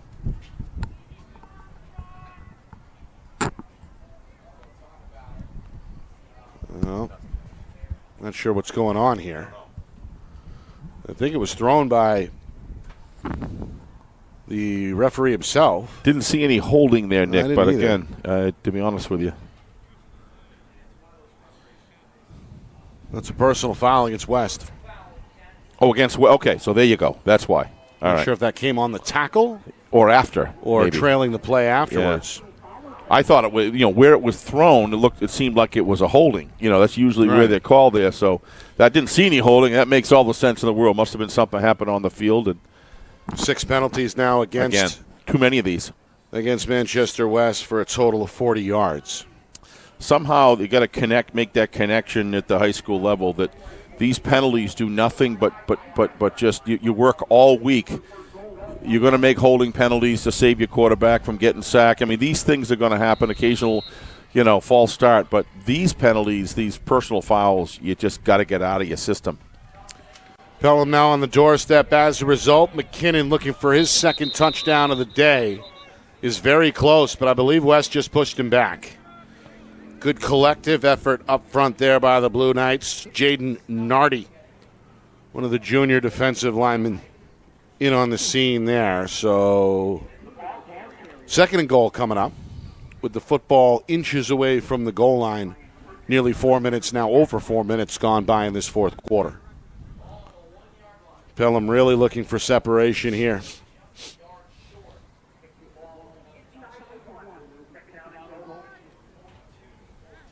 Hardy.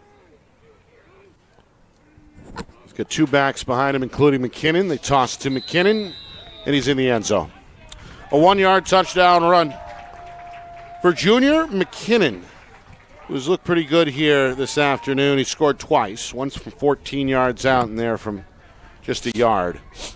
But either way, Pelham showing you exactly who the champ still is in Division II. Yeah. As they've looked good here on the road this afternoon again in week number 6. Just offensive line, just getting off the ball and just dominating right now, Nick, especially as the end of the third quarter, beginning of the fourth quarter came into play. During that time frame, he just completely, and other times as well during the game, but held up very well defensive line-wise, West did in the first half. Noah Johnson with the extra point. And yes, night and day difference between half number 1 and half number 2. West held in there. We had a scoreless first quarter. Pelham, a lengthy drive, got on the board first. First of 4 touchdowns this afternoon for Justin Bolin, made it 6-0. Blue Knights just before halftime, 26 seconds left, scored a touchdown of their own to tie the game at 6. It was Gio Doria to Rayvon Nelson. But then the most critical stretch of the game, the first 5 minutes of the third quarter, it was all Pelham. Scored an 81-yard play on the first play of the second half. It was an 81-yard run for Justin Bolin. Followed that up by forcing a West 3-and-out. Then it was Hardy to Bolin through the air that extended the lead for Pelham. Next series for West, they threw an interception, and the Pythons took advantage of the short field again. Junior McKinnon Another with flag. a 14-yard run. So we get a flag here. West again late in the third quarter responded. A 29-yard touchdown pass from Doria to Miles Whiter. The 2-point conversion was good as well. But so far, so good for Pelham in quarter number 4. Bolin, a 32-yard touchdown moments ago. McKinnon, a 1-yard score. And now a lopsided score is up on the scoreboard at 43-14. Meanwhile, we have a face mask here against Pelham. So, Steve, both coaches, I'm sure, are going to keep an eye on how the final 7:26 goes here. You don't want anything chippy. You don't want anyone to get in trouble. Nope. You certainly don't want any injuries. I would imagine you'll start seeing some replacements coming in over the next period of time here. The next 2 or 3 minutes, you would expect 5 minutes inside with a 43-14. 6 penalties now each way. Second group's coming in. Well, Doria's still in the game. Yeah. Going to put a man in motion. That's Foster. Going to hand to Foster. Slips free of a man in the backfield. Turns on the gas to the outside. Nice hustle. And is lucky. Well, not lucky. That hard work got him back to the original line of scrimmage there. Yep. As Foster with a long 3-yard gain there.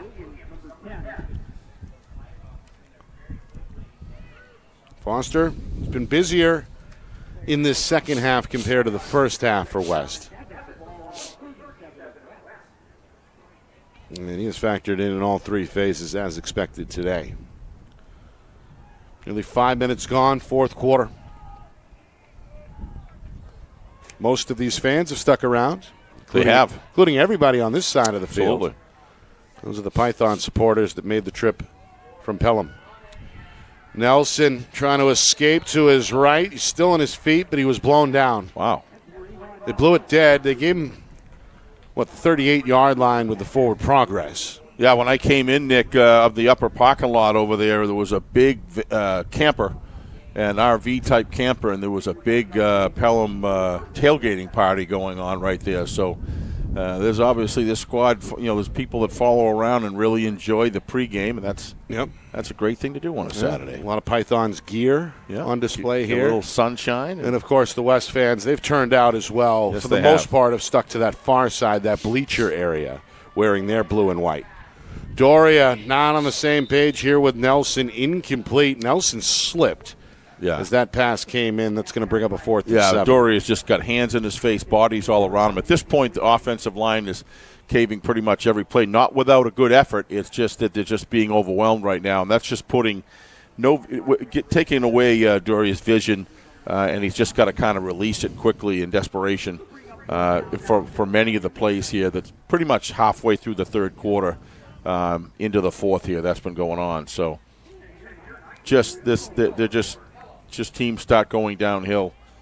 4th and 7. West hoping downhill. to find the 45-yard line for the first down. Nice move. Doria going to roll out left side. Now going to throw off the back foot, and the catch is made. This kid is. It's Whiter in Pelham territory. The ball comes out. Not sure if that was blown dead prior to the fumble or not. Now a flag is thrown as referee Jason Patch did not like something. Yeah, I mean, what is going on here? Well, let's try to sort out the mess here. Whiter trying to rule whether his forward progress was granted prior to the fumble, and then it appeared like one of the players said something after the whistle that provoked the flag. While we're waiting for that, can we do another replay on that, maybe, Ben, if we can get it?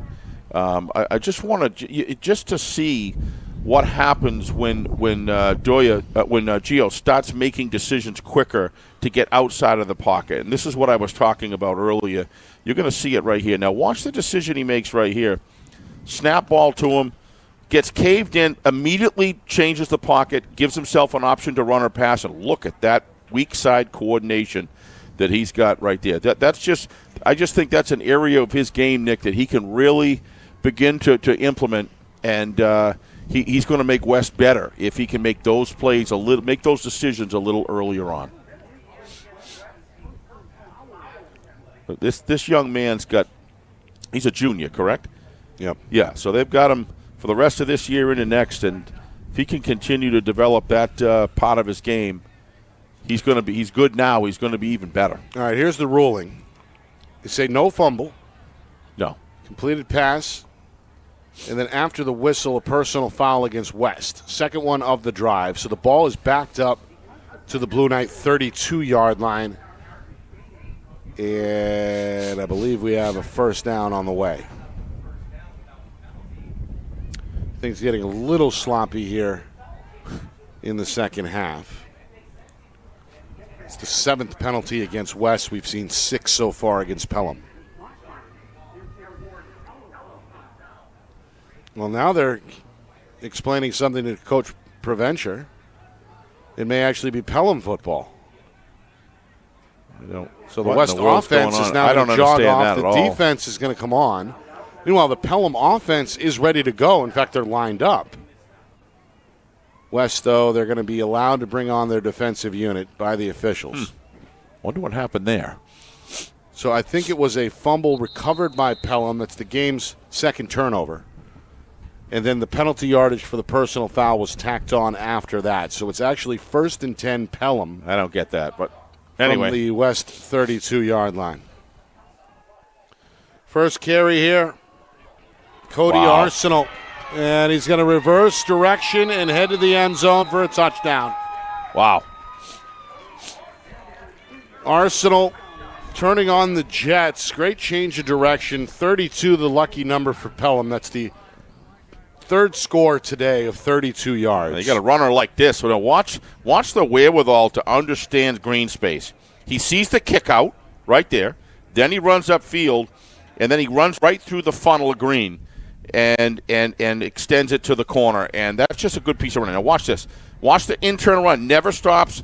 Sees the overflow going to his left-hand side, and he cuts back. One of the things you look for is a runner who's not afraid to cut back. Looks like got a little injury on the field there. Yeah, it's Boval who's down. Yeah. And it's finally on his feet. Ooh. It's been a busy afternoon for the West High athletic training staff. Yes. As there's been a few players nicked up on and off this afternoon. Meanwhile, the lead has ballooned to 49-14. That's important because it's a 35-point margin. It's going to run. Which triggers the running clock in the second half. Yeah, if you told me at halftime, Nick, we'll talk about that after the game. If you told me at halftime it was going to be 49-14 with 6:07 left, quarter and a half after, I probably would have taken that bet that it wouldn't happen. But I don't think anybody would have taken that bet. No. 6-6 our halftime score. And then in a span of 5 minutes, the game broke open. Pelham 24 unanswered points. Defense clamped down, came up with an interception. The offense, well, they just exploded on a few different plays, including the longest play from scrimmage today, an 81-yard touchdown, which came via Justin Bolin on the first offensive snap of the second half. So the second half today, Pelham, well, it belongs to Pelham. And they're about to extend their win streak to 47 in a row, which is still the fourth longest active win streak in the entire country. And growing every week. A West, lot of replacements going in, Nick, right now. Sorry. West, meanwhile, they're still going to be in good shape at 4-2 overall. Yes. With 3 games to play. But their situation is a little more precarious, per se, than it was this morning. Well, I mean, it's precarious because of the fact you've played Sauhegan, and there was a pretty wide margin there. When it comes to the Iron League, I thought they played an incredible first half. Let's not take that away from West. We can talk about that after as well. But, you know, when you're 6-6 at halftime, you kind of had that feeling that but, you know, there's a number of different reasons why it is the score that it is right now. But I still say that this is a team that's not giving in more than just giving out. Nelson going to play it on the run. A good tackle for Luke Draper. Said his name a few times on special teams today. Draper, another tackle. West will start at their own 27-yard line. And again, we have a running clock situation due to the 35-point gap. So we're inside of 6 minutes and counting. Yeah, it is running now, right? Yep. Yeah. Well, reminder, if you've not done so already, like and subscribe. Friday Night Lights New Hampshire on YouTube and FNLNH Media. That's the channel. Thousands of hours of archive footage up there. Of course, if you're subscribed, you'll be in the know every time we go live. Doubleheader comes your way again next weekend, so subscribe now if you haven't already. Friday Night Lights New Hampshire on YouTube at FNLNH Media. Meanwhile, Foster, some room to his right. Finally spun down after a lengthy run at the 39-yard line. That's a West first down. Good hard run. That'll wind the clock down inside of 5 minutes.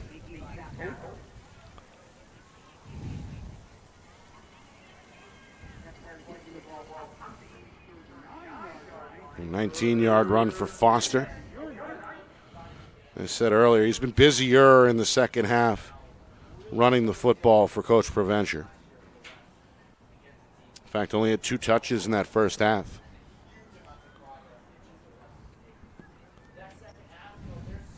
Coming up on 4 minutes. Doria, little pop pass. This is Nelson going to turn the corner.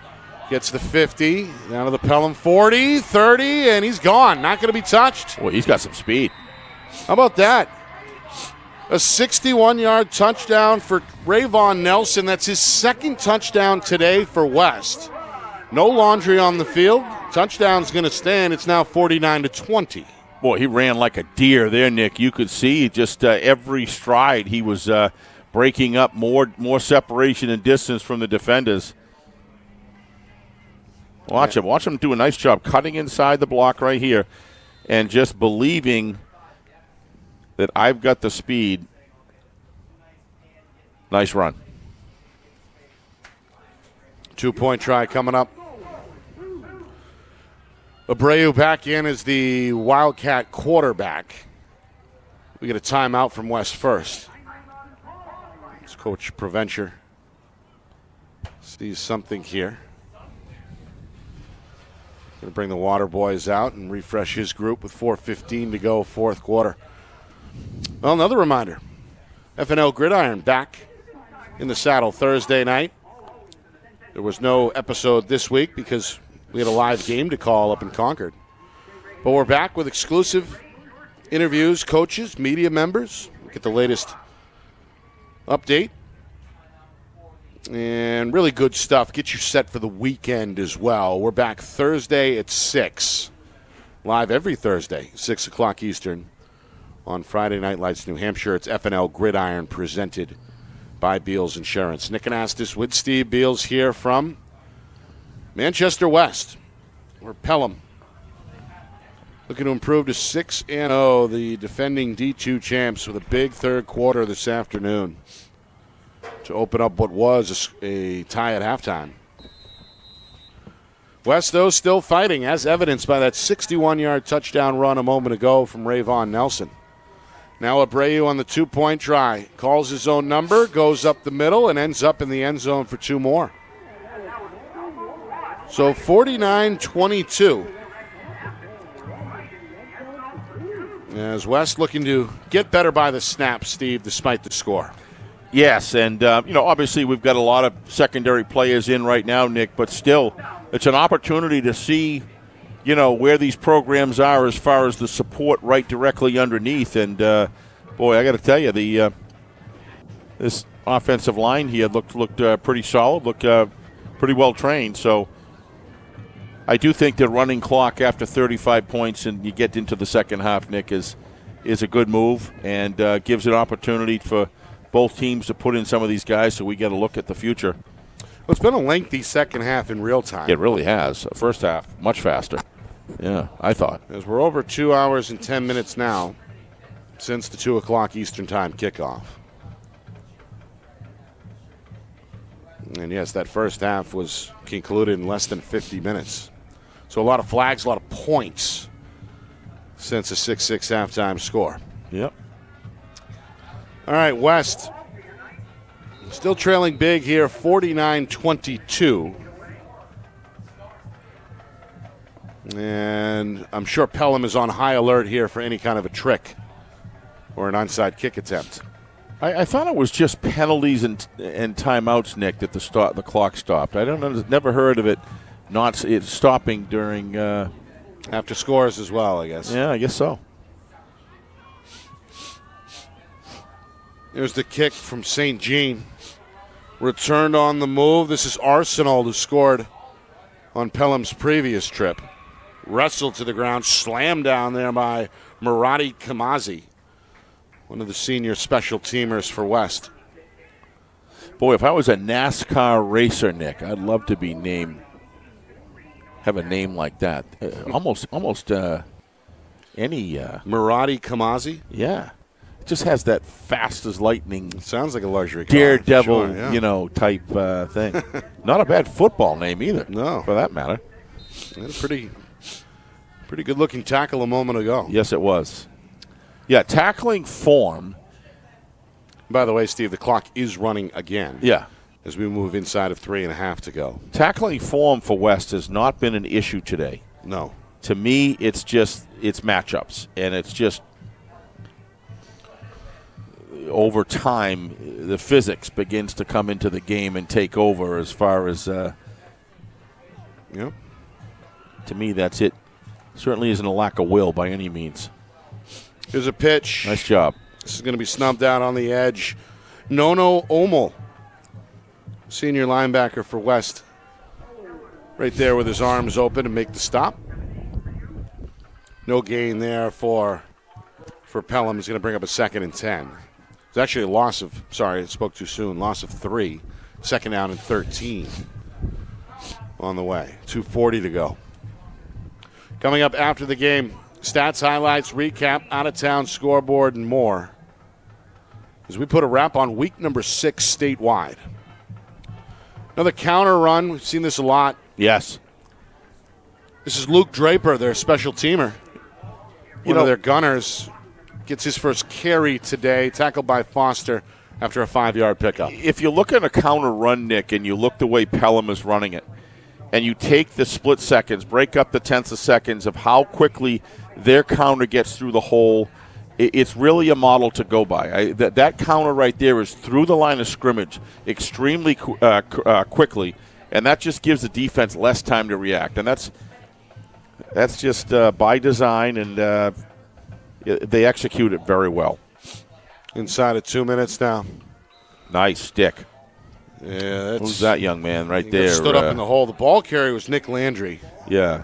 Trying to get the number for West. The sun's starting to set, and it's right in our eyes here. I think it was number 14 that made that tackle from West, Nick. And either the freshman linebacker Tyler Hale. Yeah, Tyler did a good job. Or it was 8. I believe it came from the inside. If it's 8, it's Omal who made the previous stop. Sorry we couldn't pick it up. They all kind of get up together, and it's difficult to read it. But I believe it was number 14. Nice tackle. Final minute 10 here. Impressive from Pelham today as they broke open the 6-6 tie with 24 unanswered in the first 5 minutes of the third quarter. Never looked back. And they're going to leave here with their 6th victory of the season and their 47th straight overall. Meanwhile, Draper is going to work his way another 5 yards upfield to the 45. That is going to bring up 4th down. And it's going to bring us down to 45 seconds. It's going to be first down for West. Oh, he was short. Yeah, he's short. About a yard short. Yeah, you're right. I'm sorry. Down behind. Well, running time can do that, Nick. Yes. With 36 left, and we'll be lucky if we get one playoff here, I think. And down to 30 seconds. So West, they're going to slip to 4-2. And I'm sure Coach Provencher is going to have them buzzing around next week. As this one, certainly a setback, but not the end of the world by any means. No, I mean, the two losses are that's 4-2, and you're right, they're 2 combined losses against 2 undefeated teams in Souhegan. So your 2 losses against a 12-0 package between those 2 teams. That says it all right there. And they're going to run one more play here as time expires. It's a handoff left side, and it's a big hit. First carry for Laquan Williams, the freshman, and that will do it. Pelham has now won 47 in a row. One of the nation's longest active win streaks alive and well following a 49-22 victory here at Manchester West. Postgame is next. You are watching our Friday Night Lights New Hampshire Game of the Week presented by Beals Insurance. Our broadcast today, as it always is brought to you by Beals Insurance Agency, with locations now in both Bedford and Londonderry. Whether you need home, auto, or business insurance, Beals Insurance will get you both the price and quality coverage that's right for you. Just call 603-471-9999 or visit BealsInsurance.com to request a free quote and start saving money today. Again, that's BealsInsurance.com. The New Hampshire Tomahawks promote the highest level of club lacrosse competition, not just in the state, but in the country. Looking to get recruited? Director Chris Cameron keeps an open dialogue with the nation's top college lacrosse coaches. Over 400 New Hampshire Tomahawks alumni have played at the college level, including the ACC, Big East, Big Ten, Ivy, NESCAC, NE10, and more. The New Hampshire Tomahawks coaching staff has over 100 coaches, including current high school, varsity, and college coaches. The Tomahawks offer training for players of all ages, clinics, camps, and leagues, along with spring, summer, and fall elite teams. So play with the best. The New Hampshire Tomahawks, showcase and development for college lacrosse. Visit NewHampshireTomahawks.com and girls.nhtomahawks.com. How can you reach your team's fundraising goals at no risk and no cost? MG Sports offers a variety of products to make your team's fundraiser a success. Their products include discount tickets, cards, and calendar raffles to hundreds of local merchants throughout the New England area. Don't waste another season. Raise more funds than ever before and become another football program in New Hampshire that sets fundraising records every season. MG Sports, fundraising made easy. Visit mgsportsfundraising.com to start raising money for your team today. Colonial Printing is family owned and celebrating 50 years of quality print services for New Hampshire businesses and can help yours as well. Whether it's creative design, digital or offset printing, or banners and signs, with state-of-the-art technology, unlimited industry sources, and the ability to think outside the box, Colonial Printing will help you get your job done. To see their full list of services, promo products, and portfolio, or to request an estimate, visit colonialprintingnh.com. That's colonialprintingnh.com.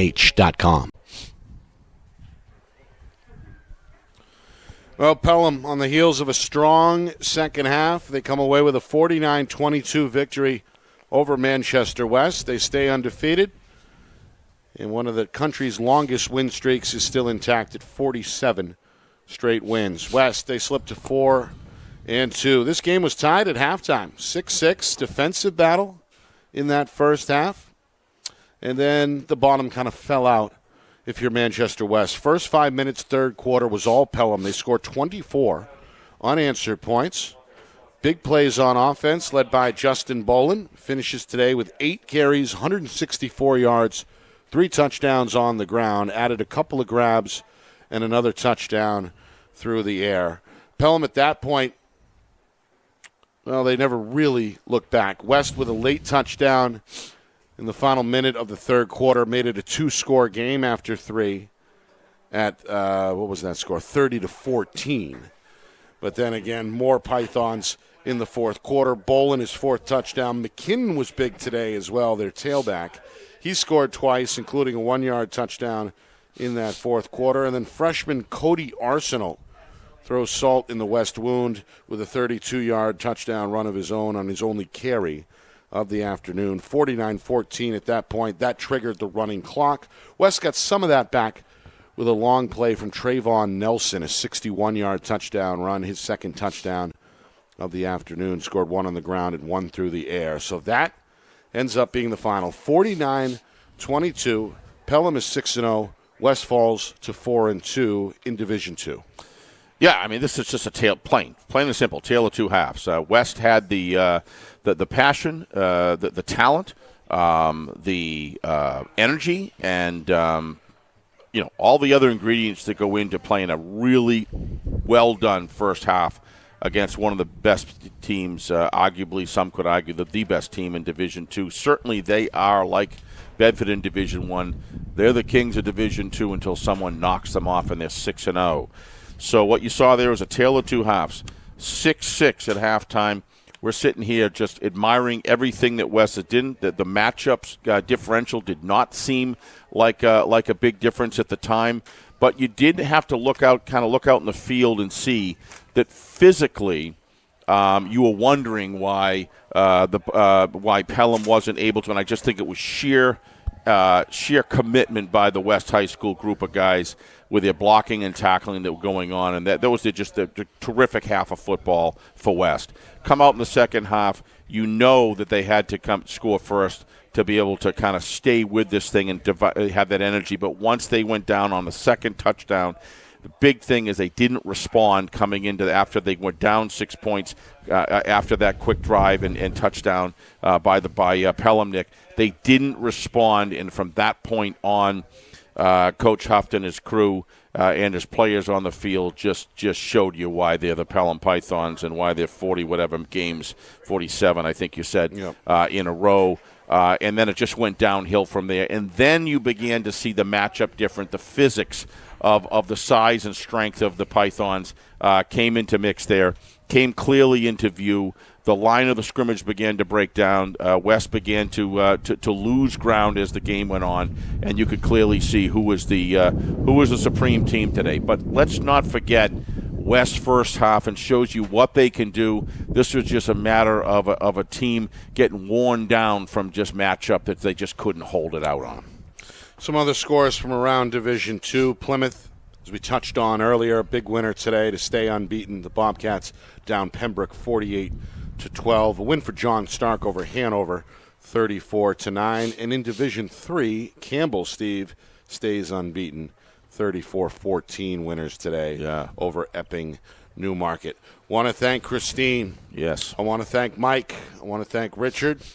And I want to thank Coach Provencher for making this as smooth as possible for us here. We love coming here. We'd love to come back very soon and appreciate the cooperation this week. So thank you to the staff here at Manchester West. It's fantastic. A thank you to our staff here at Friday Night Lights New Hampshire. Busy weekend for us with the triple header.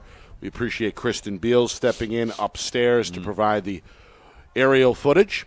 And, of course, our two end zone guys, John Barron and Matt Beals. The whole thing orchestrated flawlessly by the man behind the curtain, the wizard of replay, our director, Ben Beals, back in the Beals Insurance Studio. For my partner, executive producer Steve Beals, my name is Nick Anastas saying so long. Final score, final time, Pelham 49, West 22. This has been a presentation of our Friday Night Lights New Hampshire Game of the Week, presented by Beals Insurance.